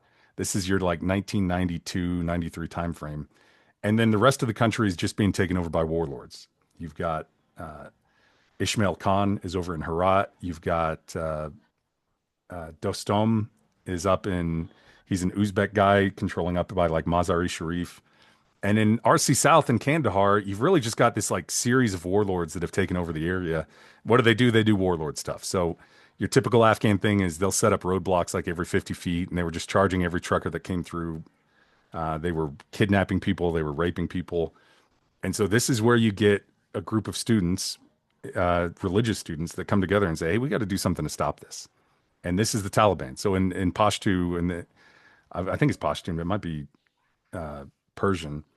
A Talib is a religious student. That's just what it translates to. So you got this group of students who say, hey, we got to do something. And the legend goes that there was some girl or some young boy that was kidnapped by a local warlord, and Mullah Muhammad Omar brought together the other students and they said, we got to do something about this. They all grabbed their rifles. They went out and they hung that guy from a tank barrel down in Kandahar. And all the people were like, yeah, hey, we don't like the warlords either. This is great. Let's kick them out of here. And that was the formation of the Taliban. That's it. And that's kind of something that I think normal people can wrap their heads around. If LA descended into just absolute gang chaos where it's like you can't travel 50 feet without some gang member pulling you over, shaking you down, maybe kidnapping one of your kids, and you get a bunch of like staunch Catholic students that are like, hey, we're going to start fighting this thing, you'd probably be like, yeah, okay, I'm on board. That sounds great. I would prefer to have that rather than the chaos of all these warlords all over the place. I've got a file here. John, if I can interject something, I would say up until the uh, the legend of the formation of the Taliban, you have something like you have a couple of million of dead Afghans in the last 20 years of war, 20, 30 years. So the country, the people are just broken, and then it's lawlessness beyond our comprehension, beyond Western comprehension, uh, lawlessness in Western Afghanistan. So yeah, you get these guys that go on this, virtuous mission of that rescuing these girls. These guys, they don't have, they're undergunned. Some of them don't even have weapons, but they storm this camp and then come out, victorious. And that's the legendary inception of the Taliban. Yeah, exactly. And so the people were pretty supportive of it at first. And something I'd like to note for Afghanistan is there is no real powerful centralized government. For an Afghan, they would say government is something you went to. It wasn't something that existed out in the rural areas. And so yeah, I've got this mapped out too. So these are the warlords that were post-Soviet era. You've got all these different groups. So like Rabbani was a Pashtun, but he allied himself with Ahmed Shah Massoud, and he's kind of over in Herat, a little bit over here in the northern part of it. Like I said, Dostum controlled Mazar-e Sharif, this northern part, major part of Afghanistan, and you had these other just kind of different groups that were all over the place. Kandahar just had a bunch of different warlords that all answered to themselves. And then you get 1996. This is post-Taliban takeover, so they'd taken over the southern part of the country. You've got the central part are the Hazara. These are the only Shia in the country, live in the central part of Afghanistan. This is where those Buddhist statues were that the Taliban ended up blowing up. And you got Dastum, you've got this. They hold out for a little bit longer. And then by 2001, this is what you've got. This is everybody's fallen except this northern part that the Taliban can't really get into. Like I showed you with Panjshir, they just can't get up in that valley. It's too tough. Uh, Massoud had been fighting the Soviets in that area. He was a master tactician of figuring out how to flank them, get around in the mountain passes, and you just couldn't dig in that. So that was all that was left. Everything else was taken over by the Taliban and being supported at this point by Pakistan. And so, going back to what I was talking about, where government is something you went to, you really have two methods of dispute resolution in Afghanistan. You've got Pashtunwali, which is the tribal system, or you've got the religious side of things, which every town is going to have a mullah. They're going to have their religious students, they're going to have their mullah. And so if you wanted to resolve a dispute, if it's intertribal, you may just want to go to your tribe and say, hey, how do we solve this thing? They'd figure out a solution to it and you move on with your life. Or you could choose to go to the religious side of it and say, hey, we want a mullah to come along and resolve this dispute for us. And that was really good for intertribal dispute resolution. And so a lot of people would turn to the religious side of things to solve their problems. And so once we took over after that, it kind of went back to the warlords. We started putting warlords in charge of things. You had AWK, which is Ahmed Wali Karzai. Karzai's brother, the president's brother, took over in Kandahar. I mean, this guy's a straight up warlord. He was running the drug business. Everything, every bit of power went through him. If you wanted something done, you had to go through him to do it. And we just said, hey, this other alternative method of resolving disputes that you've used for thousands, well, not thousands, but over 1,000 years, that no longer applies. You've got to use this system to resolve your problems. It just didn't work. I mean, we had court systems where judges didn't even have paper. Nobody respected it. You couldn't get a court date for months, if not years. And then even then, it's probably going to be if the guy's on another tribe, he's not going to resolve the dispute in your favor. And so it makes sense to want to go back to the religious side of things to how to solve it. And that's what they did with the Taliban. And so I would often hear people would say, oh, we got to separate the Taliban from the population. And I was always like, that's like saying we got to separate the teeth from the bear. This is one and the same thing. It is the people who are supporting the Taliban. This wasn't some alien organization that came out of nowhere that we think of it like Nazism, like some sort of group that came up out of nowhere and you can just fight it away and then change it out with something else. I mean, they've been using this system for generations. And we just said, no, don't use that anymore. Yeah, so you're telling the people, hey, no more justice. The system of justice, the restitution, that no more. Nothing like that. I think in 90, late 90s, Taliban. There's one story in particular in Kandahar, and some 18-year-old kid had broken into a shop, local bazaar, and the shop owner died in the scuffle. And immediately the Taliban stepped in and they captured the 18-year-old guy who did the manslaughter, and then they Taliban took him in front of the victim's family and said, "Okay, what do you want to do? Do you want us to pay you from the religious fund? We can pay restitution, or we can kill him." And they said, "Just kill him." So just right there, they just shot him in the chest 3 times and threw him in the back of a pickup truck and dropped him off in Shit Lake, and peace was restored. Restitution was done. That family can move on. When you come in and kick out the Taliban, you go back to decades before of chaos, and how do we resolve things? Where's you remove the stability uh, from the people, from the culture. Yeah, I think looking back on it, post 2000 or post 9/11, we were mad. I mean, we were just pissed off as a country. And I'll call it hubris because we were pretty badass. I mean, it's like we look back on the first Gulf War and it's like, shit, Iraq was the fifth largest military in the entire world at the time. And we beat them immediately. Like it was just this like work of magic. We just went in and pounded the shit out of them. But we had goals, we had limited objectives on this. We went out to Afghanistan and it's like, hey, we're not going to negotiate with the Taliban. We didn't involve them in any sort of peace talks. And if you want unconditional surrender for somebody, look back on like Germany and Japan. What do you have to do to get that? You got to carpet bomb them. Like you've got to apply so much pain to them that they just cannot continue to function. And we were unwilling to do that.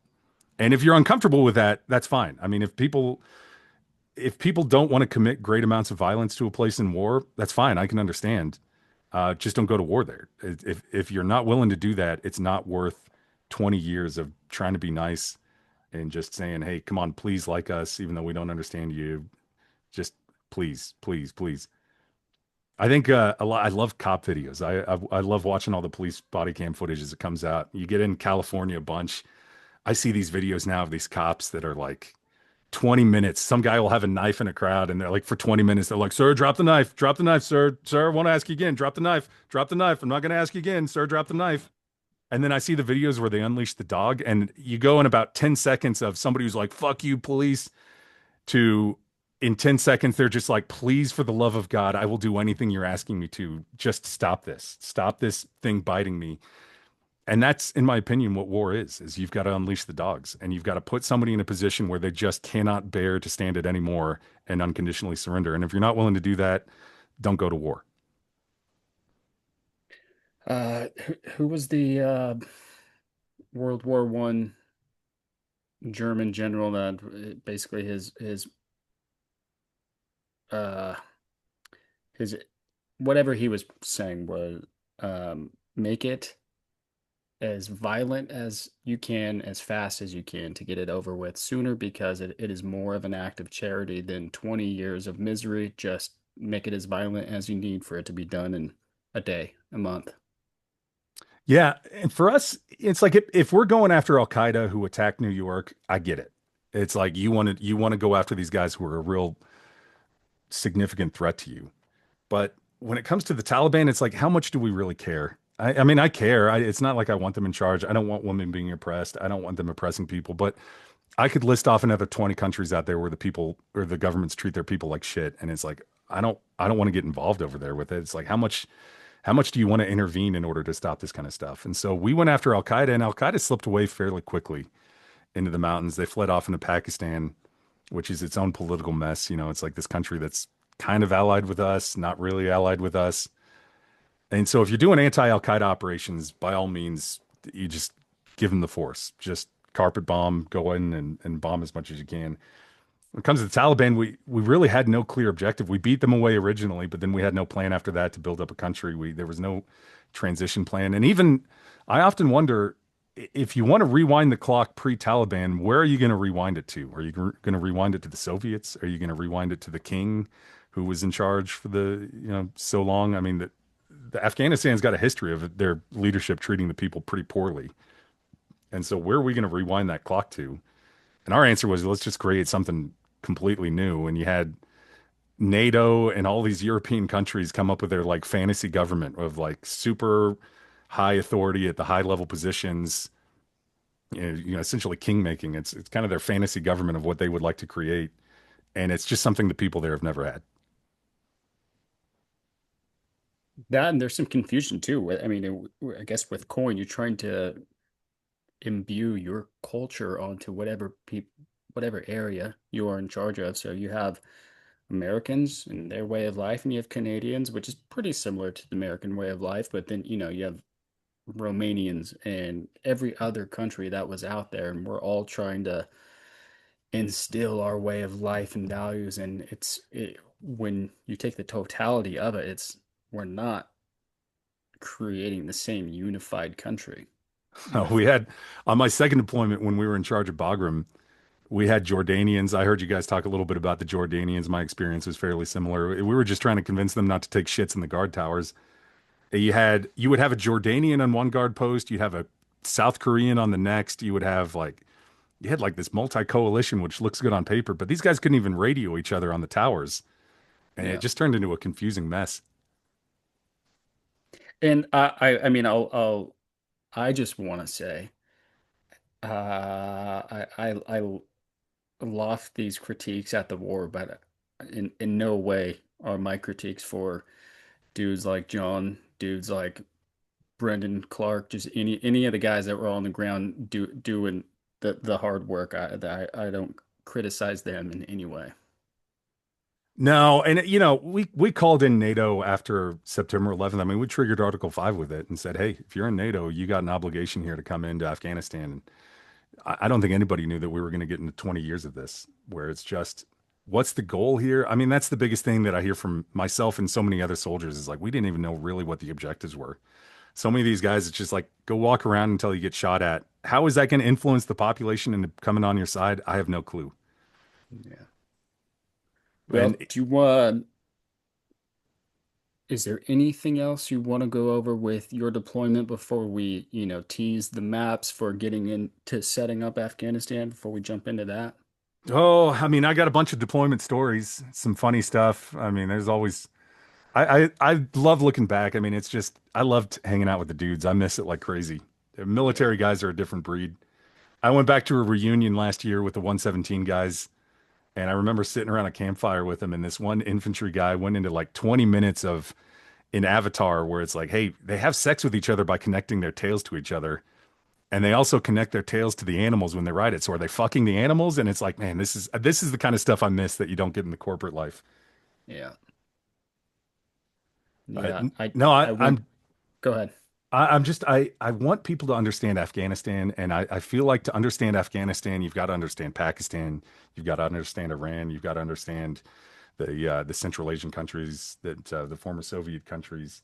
I've got even the ethnicities here. I'll pull up. It's like, well, what is an Afghan? I hear that a lot where people talk about Afghans like it's this one unit thing. But I'll pull up the map here. These are the different ethnic groups of Afghanistan. You've got the Pashtuns, which comprise this kind of pinkish area here, goes all the way into Pakistan down here. I mean, historically speaking, they live both in Pakistan, and Pakistan's a very new country. I mean, it was made in like 1947, and before that, they consider themselves Afghan. Well, you've got this central part here, which is your Hazara, which are the Shia that live in here. You've got the Tajiks that live up in this area up here. You've got the Uzbeks, you've got Turkmen. And so it's like, what is Afghanistan? I mean, even then you've got these borders. Well, who drew the borders? Well, the Durand line along here was drawn by the British in the 1800s. I'm gonna clear off some of this stuff. You've got the northern line up here was drawn between the Russians and the British because the Russians were always trying to get down to India and the British wanted to stop that. You've got this line over here, which was drawn by the British and the Persians at the time in the 1800s. And so Afghanistan is really like the scraps of what was left of all of these nation building countries. It's like, well, we can't carve the rest of this stuff out, so we'll just draw borders all around it and boom, we'll call it Afghanistan. But what does that mean? And even, I love this ethnic map because, I'll go back to my SIGAX here and pull it up. Let's see. Takes a second. There's a lot of data in this.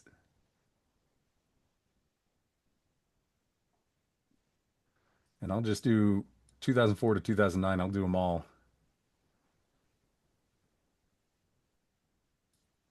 And you can see, all right, well, where are all these attacks happening? And it's like, well, it's the Pashtun areas. The Pashtuns are what made up the Taliban.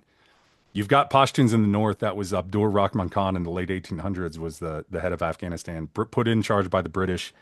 And that's when the British drew the Duran line and they came to this guy and they said, hey, we'll make you in charge of everything inside this country, but we want all your foreign policy to run through us. So don't make any deals with the Russians and everything else is yours. You can create your country as you see fit. And so he did, like I talked about with Karzai, the traditional Pashtun thing, which is he took rival tribes and he started moving them up north into these Tajik and Uzbek-led areas. And he started moving Uzbeks and Tajiks into the south to weaken their power base. It's all about weakening your allies and weakening your opponents. And so wherever you see these attacks up in the north, that's probably Pashtun still in the areas, even though they're largely Tajik or Uzbek. And then wherever you've got it in the south, wherever they are, I mean, they're attacking us like crazy. And so if you're talking about winning over the hearts and minds, it ain't hard to do with the Hazara because they've been oppressed by the Taliban for years. They're on our side.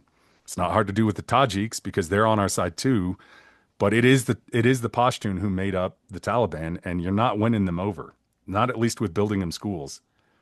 If you guys have ever seen Charlie Wilson's War, I always laugh at that. People who don't understand the country look at it and they're like, "Oh, if only we built a couple more schools, they would have completely changed themselves." And it's like, no, man, you're not changing Gulbuddin Hekmatyar's opinion on the West. He openly told us, he's like, "Hey, we're going to take down the Soviets, and you're next." And we're still just like, "Well, he's killing Soviets, so here you go. Here's some weapon systems." You're not going to build him a school and convince him to come over to your side. It would be the same thing as like if the Chinese just started deciding, hey, Matt, we're going to build a school in your neighborhood and your kids are going to go to it. You would say, no fucking way. Like, I'll blow that thing up before I send my kids to school there. And the same thing Yeah. was going on over here. We're just like, if we just build them schools and build them roads and do all these nice things for them without understanding culture, maybe they'll just start liking us. And it's like, that ain't happening. You can build them as many schools as you want. They don't want it. That's not what they want in this area. Do they want it in Kabul? Sure. Do they want it maybe even like Kandahar and some of the big cities like that? Sure. Do they want it in Tarin Kot? No. They just don't want it. That's not how they've lived for thousands of years. That's not how they want to live. They don't want our influence over there. No amount of building them schools is going to change any of that. Yeah, you tell a farmer in I don't know, Marja, Garmser, hey, we finally cleared out the school. It's open. Now you can send your kid to school for 8 hours a day for 5 days a week. He's gonna say, "What the hell? How are my crops gonna get taken care of? What are you talking about?" Yeah. Yeah. Who's going to go plow my fields and do all this Yeah, work? It's like, yeah, yeah. they don't want it. Especially out there. I mean, it's really kind of a feudal system out there still, where you got one guy who owns the land, and then they would have teachers go out and start farming the poppy during harvest season. It's really labor intensive work. You gotta slice that thing with a razor blade. You got to scoop off the tar. You got to collect it in plastic bags, and it took a lot of manpower to do that. You score in every individual bulb. You have to score it multiple times, like all around the little bulb. It's not, like a basketball. You're looking at smaller than a golf ball size maybe. Score each one of those a few times, let the sap come out, let it for a few days, and then you go and harvest. Yeah, I remember we hit an IED in Helmand, and we had to drive our mine rollers out to get to the site. So we called an EOD. They drove across the poppy field to get to it, and we had to pay that farmer. We're like, "Hey, sorry, we ruined your poppy fields. Here's some cash from Uncle Sam." Yeah. And boy, that was a whole other thing too. How do you get rid of the poppy without pissing the people off? I mean, it's just we'd go to the government and we'd say, "All right, start knocking out these poppy fields," and they'd be like, "Yeah, no problem, boss." And you get some guys like, "Well, I'm gonna destroy all the heroin from my rivals' fields, and then I'm gonna make all mine fields grow nice and strong and collect all the money from that." And it's again, I don't think we ever really understood how to use the tribal system for our benefit. We were just blind to it. I mean, we just had no understanding of it at all. You had State Department try, but State Department didn't really do much over there. It was just a bunch of Marines and Army soldiers trying to figure out this area, and it's like, how do you understand any of this? You just don't. Yeah. All right. So for the next video, when you come on, we're going to talk about uh, the war in general, the war in Afghanistan in general. But in order to understand that, we have to go as far back as Alexander the Great, right? Yeah, I think if you understand Alexander's conquest into Afghanistan, it really helps understand the major cities. Like, why are the major cities important? Why is Kandahar important? You know, the story I've heard is Kandahar, as Alexander went across the world, there's like a dozen different Alexandrias that were created. You got Alexandria in Egypt. Hmm. You just everywhere he went, he's like, "Hey, here's a new city. I'm going to call it Alexandria." Well, that was Kandahar. It was called Iskandar. It was Alexandria, which morphed into Iskandar, which then morphed into Kandahar, Yeah. but was founded by him. Let me pull that up real quick, just as a tease.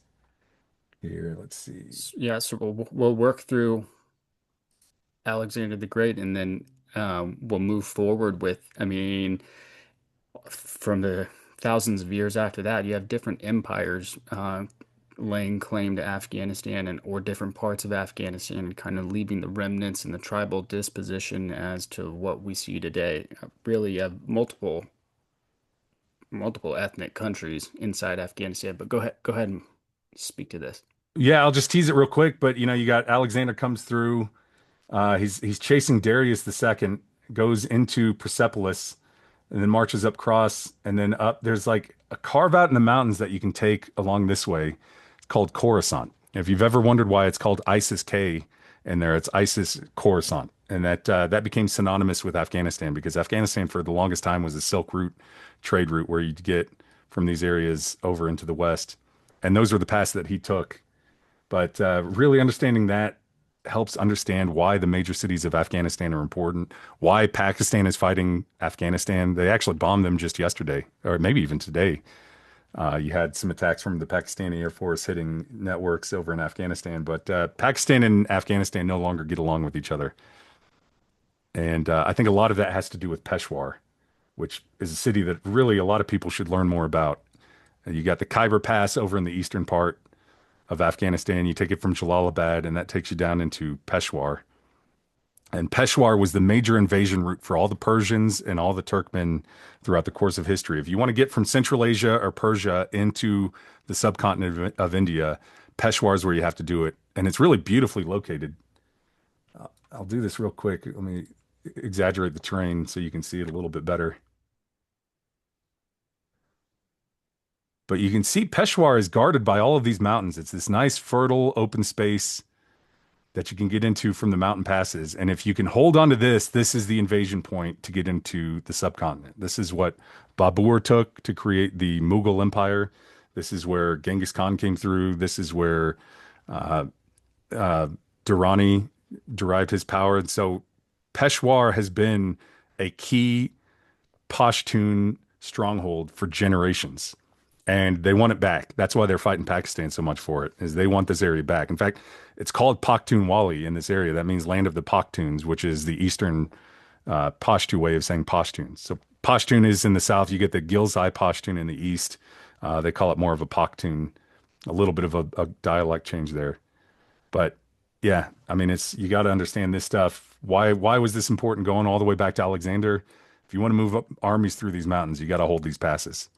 It's why he came up uh, through Panjshir up into Central Asia. It's why he came through Kabul. It's all important. It's taken me years to learn all this stuff. I love the geography part. So important. I've looked Everything at it. happens for a reason, like I've all these wars and battles are happening in these places for a reason. It's not just random. I've looked at this map so many times that I can zoom in all the way. Like I can see, all right, northeast of Jalalabad, you've got this mountain range right here. This is the Korangal. This is where a lot of battles took place. Why? Because they were fighting us here. So we just kept sending in more and more soldiers. But this is the Korangal. You had like Restrepo was in here. So Restrepo was like right around this part here as we tried to seize this. You had, if you've ever seen Lone Survivor, that occurred on this mountain ridge right here where they fell back in these areas here. And that guy was eventually taken out up to Nangalam. after he got out. But we fought for years over this mountain valley here. Do you know what the significance was to get to the top of this thing? Nothing. It's just nothing at the top. This wasn't any sort of major pass. There was nothing significant in this area other than they would fight us here. So we kept putting soldiers in and kept trying to hold on to this thing. It's like, how do you hold on to this? And look at that. How do you build bases out here? How do you get supplies to it? You got to airlift anything in. And again, I'll go back to I think people think, oh, we're the United States. We can do whatever we want. We can airlift supplies in. And you're right, we can.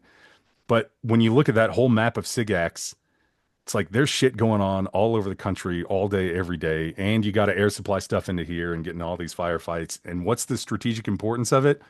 Nothing. It just goes to nothing. Why did we do it? Because I don't think we had any sort of clear objective. And it's like, well, let's just go where they're fighting us. And we kept putting soldiers into this area where it's like, what's the point? Yeah, what a nightmare to fight in too. I think it'll be interesting. I think, we definitely need to talk to you about Iran. But Iran has very similar topography as well. Mountainous, desert, river valleys. Yeah, It's it's it's well, there's a whole. I know Runneman and I were talking about this, but the oil supply is huge, and I created a little meme here for it. I think this pretty much sums it up for Afghanistan, which is if you've ever seen this meme here of the idiot and the savant, it's like people all the time would tell me is like, hey, no blood for oil, and I'm like, hey, there's no oil in Afghanistan, dipshit. But you start looking at the supply routes and why did we stay in Afghanistan for so long? I really think the underlying reason is this here, which is the TAPI, which is the Turkmenistan, Afghanistan, Pakistan, India pipeline that we were trying to build. We actually hosted the Taliban in Texas back in the 90s. We had fairly friendly relations with the Taliban back in the 90s. We thought, hey, they're not warlords. They could be friendly. Maybe they'll bring peace to Afghanistan. And we really wanted to connect these Central Asian oil fields with India, which needs energy desperately. And we thought, well, hey, if they're relying on Pakistan for their oil, maybe that'll create some friendly relations between the two because they'll be economically interdependent on each other. And obviously, Afghanistan never came to be. But if we could start routing this oil from Turkmenistan through Iran and into the Gulf over to India, boy, we can make a ton of money off of that. Whether or not that'll actually happen, I'm not so optimistic, but we'll see. All right. We'll All see. right. So, or go ahead, Maynard. No, I was just gonna say this whole region's such a mess. You got religion and then lines drawn in the sand, and then American foreign policy trying to flip some of these countries and make things happen that'll never happen. Um, God, it's interesting. Yeah, Yeah. I think Oh, if people want a basic understanding, the first thing you need to learn about the Islamic world is the split between Sunni and Shia. That's number one that I really wish people would start digging into. There's a clear separation in these two things. It's kind of like Catholics and Protestants. Yeah, it's like you got two dividing lines of this that are fairly different from each other. I mean, you can understand a lot of the Iraq war if you understand Sunni and Shia splits. Iranians are Shia. The Iranians were back in the 90s. They were like, hey, you guys got to bomb the Taliban. These are no good. And we're like, ah, fuck you, Iran. You guys are our enemy. And yeah, maybe they were a little bit right on that. But Bill Clinton did, though. A lot of people forget about his cruise missile strikes into Afghanistan, um, because they were supporting Al Qaeda whenever Al Qaeda had done all their stuff in Sudan and God, where else? I know Al Qaeda bombed a few of our embassies and then one of the hotels, messing around with us. And then Bill Clinton retaliated by doing cruise missile strikes into Afghanistan in the 90s, to target those Al Qaeda training camps. And I think that was kind of like the beginning, not necessarily the beginning of the end, but set in motion a lot of things for 9/11 whenever that had happened. yeah, we were supposed to bomb Tarnak Farms, but he was worried there were going to be kids on that. That was Osama bin Laden's house down in, it was actually right next to where Kandahar Airfield is. They turned Tarnak Farm into a air fire test range. So all the A-10s would fly overhead at night and blast into that thing and scare me half to death in the middle of the night as they fire those cannons off. Sounds too cool though. Gotta love A-10s. I think If everybody does. People's seeing an plane. A-10 shoot at night is the coolest thing I've ever seen in the military by far. I mean, it's just you're seeing a dragon shooting lasers across the sky, and it's unbelievable. It is too cool, Tungsten but lasers. Yeah.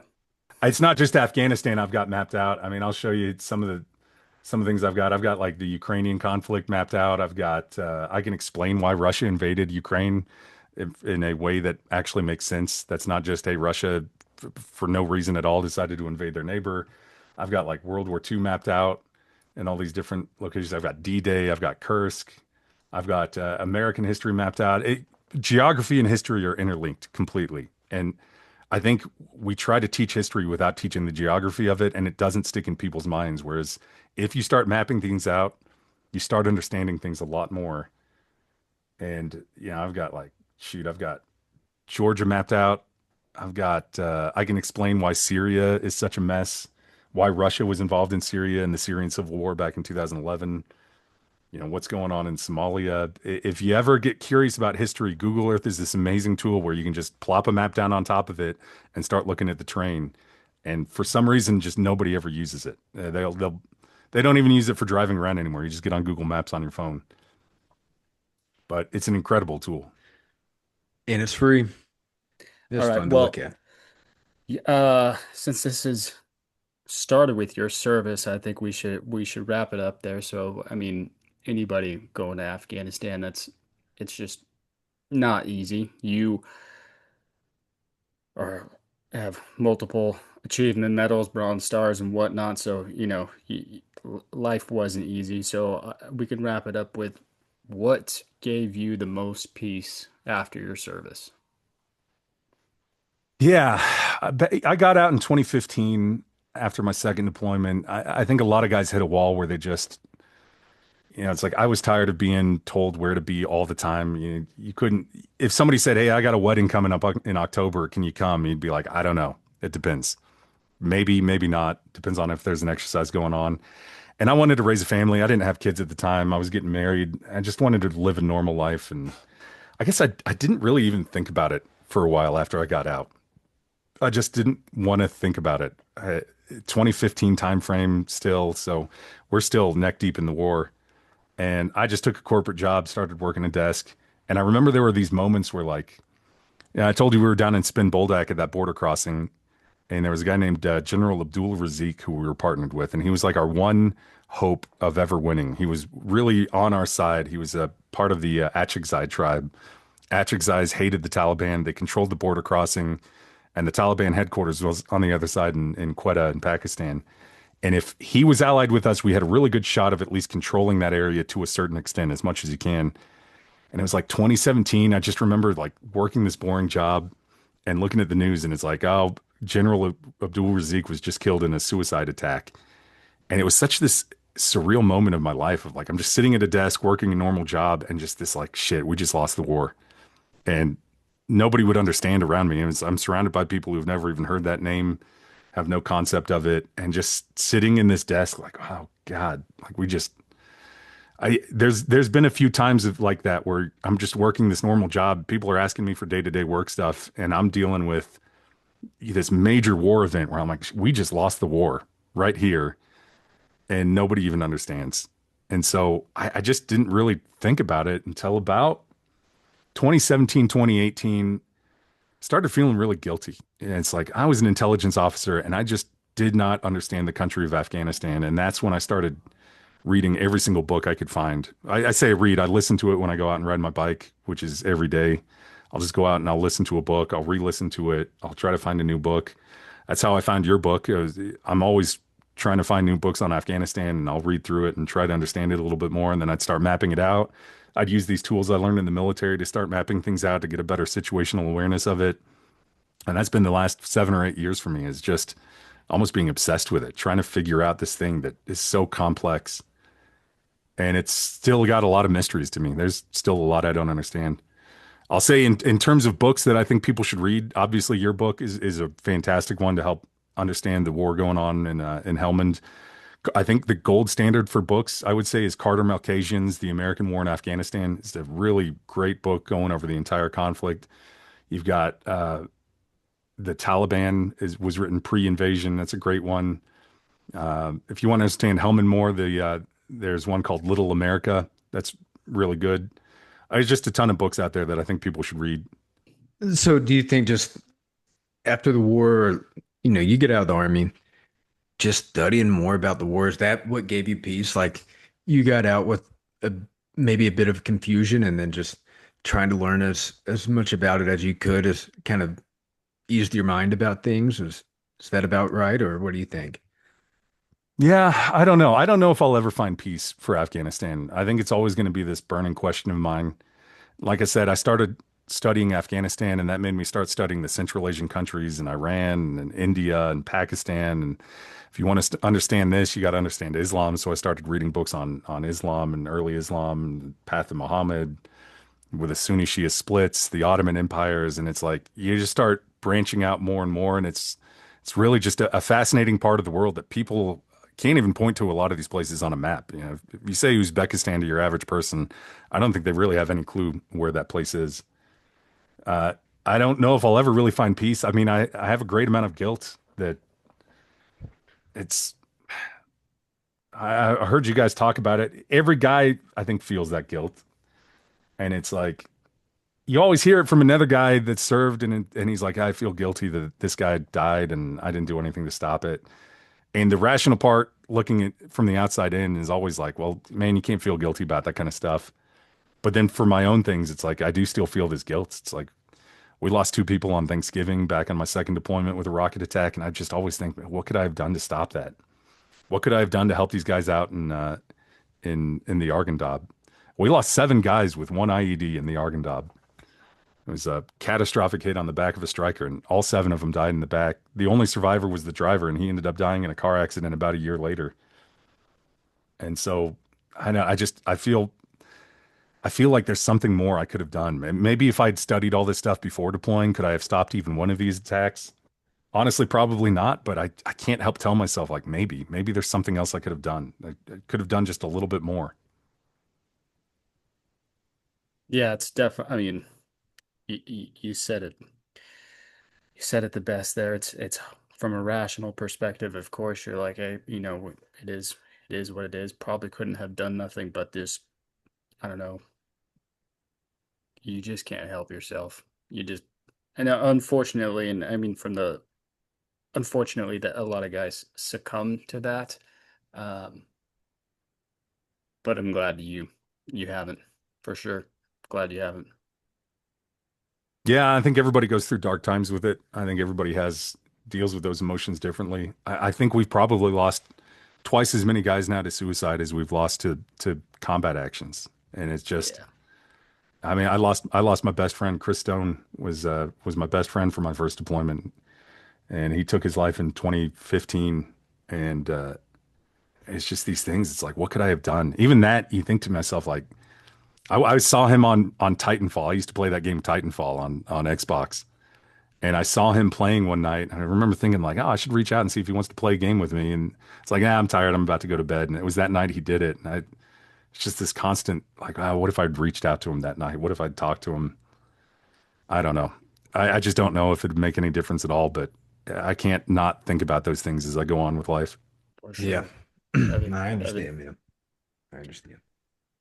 but I mean, I don't want to end it on such a heavy tone, but you know what? I think it's fitting for just the way Afghanistan ended for all of us that went there. It uh just fucking sucks, actually, when Yeah. you reflect on all of it. And it's an unanswered question or series of them for all of us. I mean, I'm glad we got out. I think we needed to, even though it was a shit show getting out. I think we did it in not the smartest way. I So many people were like, "Oh, bro, just one more year of doing the exact same thing that we've been doing the last 20 years, and we'll turn it all around." It's like, no, we got to get out of there. Yeah. I'd go back too. I would go interview the Taliban if I didn't think they'd cut my head off. I would love to go back and get their perspective of things. We're thinking about calling them. Just Yeah. calling random numbers in Afghanistan, like calling to Kabul because somebody there probably speaks English and just getting an interview. I think that would be, if you all don't have hard feelings about it. I don't have any skin in the game. Never went to Afghanistan, but I think it's all very interesting. Maybe hear their perspectives on things or, like how did you guys win? What'd you do? It'd be cool to maybe get some interviews from those guys. I wouldn't go. I don't think you guys should go. No, if But they found out we were intelligence guys, I don't think we'd make it out of there. no, Yeah. well, I think they probably got all the intelligence that they could ever want when the embassy collapsed. I think they are still piecing together like shredded documents from the embassy. So they probably already know they probably know more than what you knew now, to be honest with you. Yeah, you've got the Taliban is split at this point. It's not one unified thing. It's just like in America, you've got Republicans and Democrats. Over there, you've got the old school Taliban based out of Quetta, and you've got the what is it? Not Hekmatyar. It's Haqqani, the Haqqani network, which is more the Gilzai Pashtuns over in the eastern part of it. Haqqani is much more of a global jihadist kind of guy. I think they want to spread their influence outside of Afghanistan. I honestly think the old school Taliban guys don't want to fuck with the rest of the world right now because they remembered the 20 years that it brought. And so they really just want to focus on internal Afghan politics. So I think you could probably talk to guys like Mullah Baradar, who's the head of the Taliban, and not worry too much. But if you dealt with Haqqani, I don't think you'd come out of that so well. Oh God, the Taliban's a mess. I think like since the United States has pulled out of Afghanistan, I know they did some border skirmishes with Iran like just a few months after that after we had pulled out of Afghanistan. They had gotten into some confrontations with Iran. Then you got the Pakistan stuff, and then they had still a bit of a civil war going on with the guys that basically never surrendered to the Taliban. I think there's still some holdout tribes that they're battling. So it's all interesting. The Taliban has their hands full. They probably shouldn't go pick on anybody else. But they never really were in power long enough to figure things out on their own. Um, they were just in power for what, a few years before we had invaded in 2001. Yeah, it's incredibly complex. You got to learn about the history of Pakistan. There's a great book called Freedom at Midnight, which was it's a pretty old book at this point, but it talks about the British Raj and the formation of Pakistan and everything that went along with that. And well, I could probably spend the next 2 hours talking about Pakistan and the border and its creation. I mean, it's so complex, the relationship between the two. Even Pakistan itself is not really a country in many ways. You got the Northwest Frontier Province, which is still Pashtun controlled. You've got the new Muslims that have moved in from the rest of the Indian subcontinent, which are all pretty new to the area. Well, it goes into British history. You've got to learn about the Russians trying to get in there that have been trying to get warm water access to and Indian access for centuries now. It's such a complex area. Yeah, it is. Many more episodes to come. Yeah, many more to come. Well, John, thank you very much, man. Super excited for all the episodes that come next. Like you're mentioning your wife, I'm just nerding out on all the map data and everything that I don't know. I'm boring, weird, but this stuff, I love it. So we're Oh, excited I, for what I can comes. tell you things that the media will never tell you. I don't think the media even knows this kind of stuff. They just Yeah, have no clue out there. I can tell you why Russia invaded Ukraine. I can tell you what's going on in Syria. I can tell you what's going on in all. If you can think of a place, I've probably mapped it out. perfect. Sweet. And we'll talk about it. As many times as you want to come on, we'll have you. I'm in. I Love to talk a dive lot, in. so next time I'll let you guys do the lead on the talking, and I'll just bring up the maps where needed. No, you're great, man. We appreciate you big time. But I guess we'll wrap it up there. So that's going to be the end of this episode. More to come from John. And thank you guys for listening. Yep. Thanks, everybody. Thanks, guys. Appreciate you. The War Business Podcast is brought to you by Matthew Bruneman, Brendan Clark, and Dakota Maynard. Editing by Stephanie Maynard. The theme song is California Wind by Bruno E. The War Business Podcast cover art is the copyrighted property of the War Business Podcast. The book, War Business, The Hired Guns of Helmand Province, is copyrighted by Wargate Books. Wargate Books is not responsible or liable for any material or conversations produced and expressed by the War Business Podcast.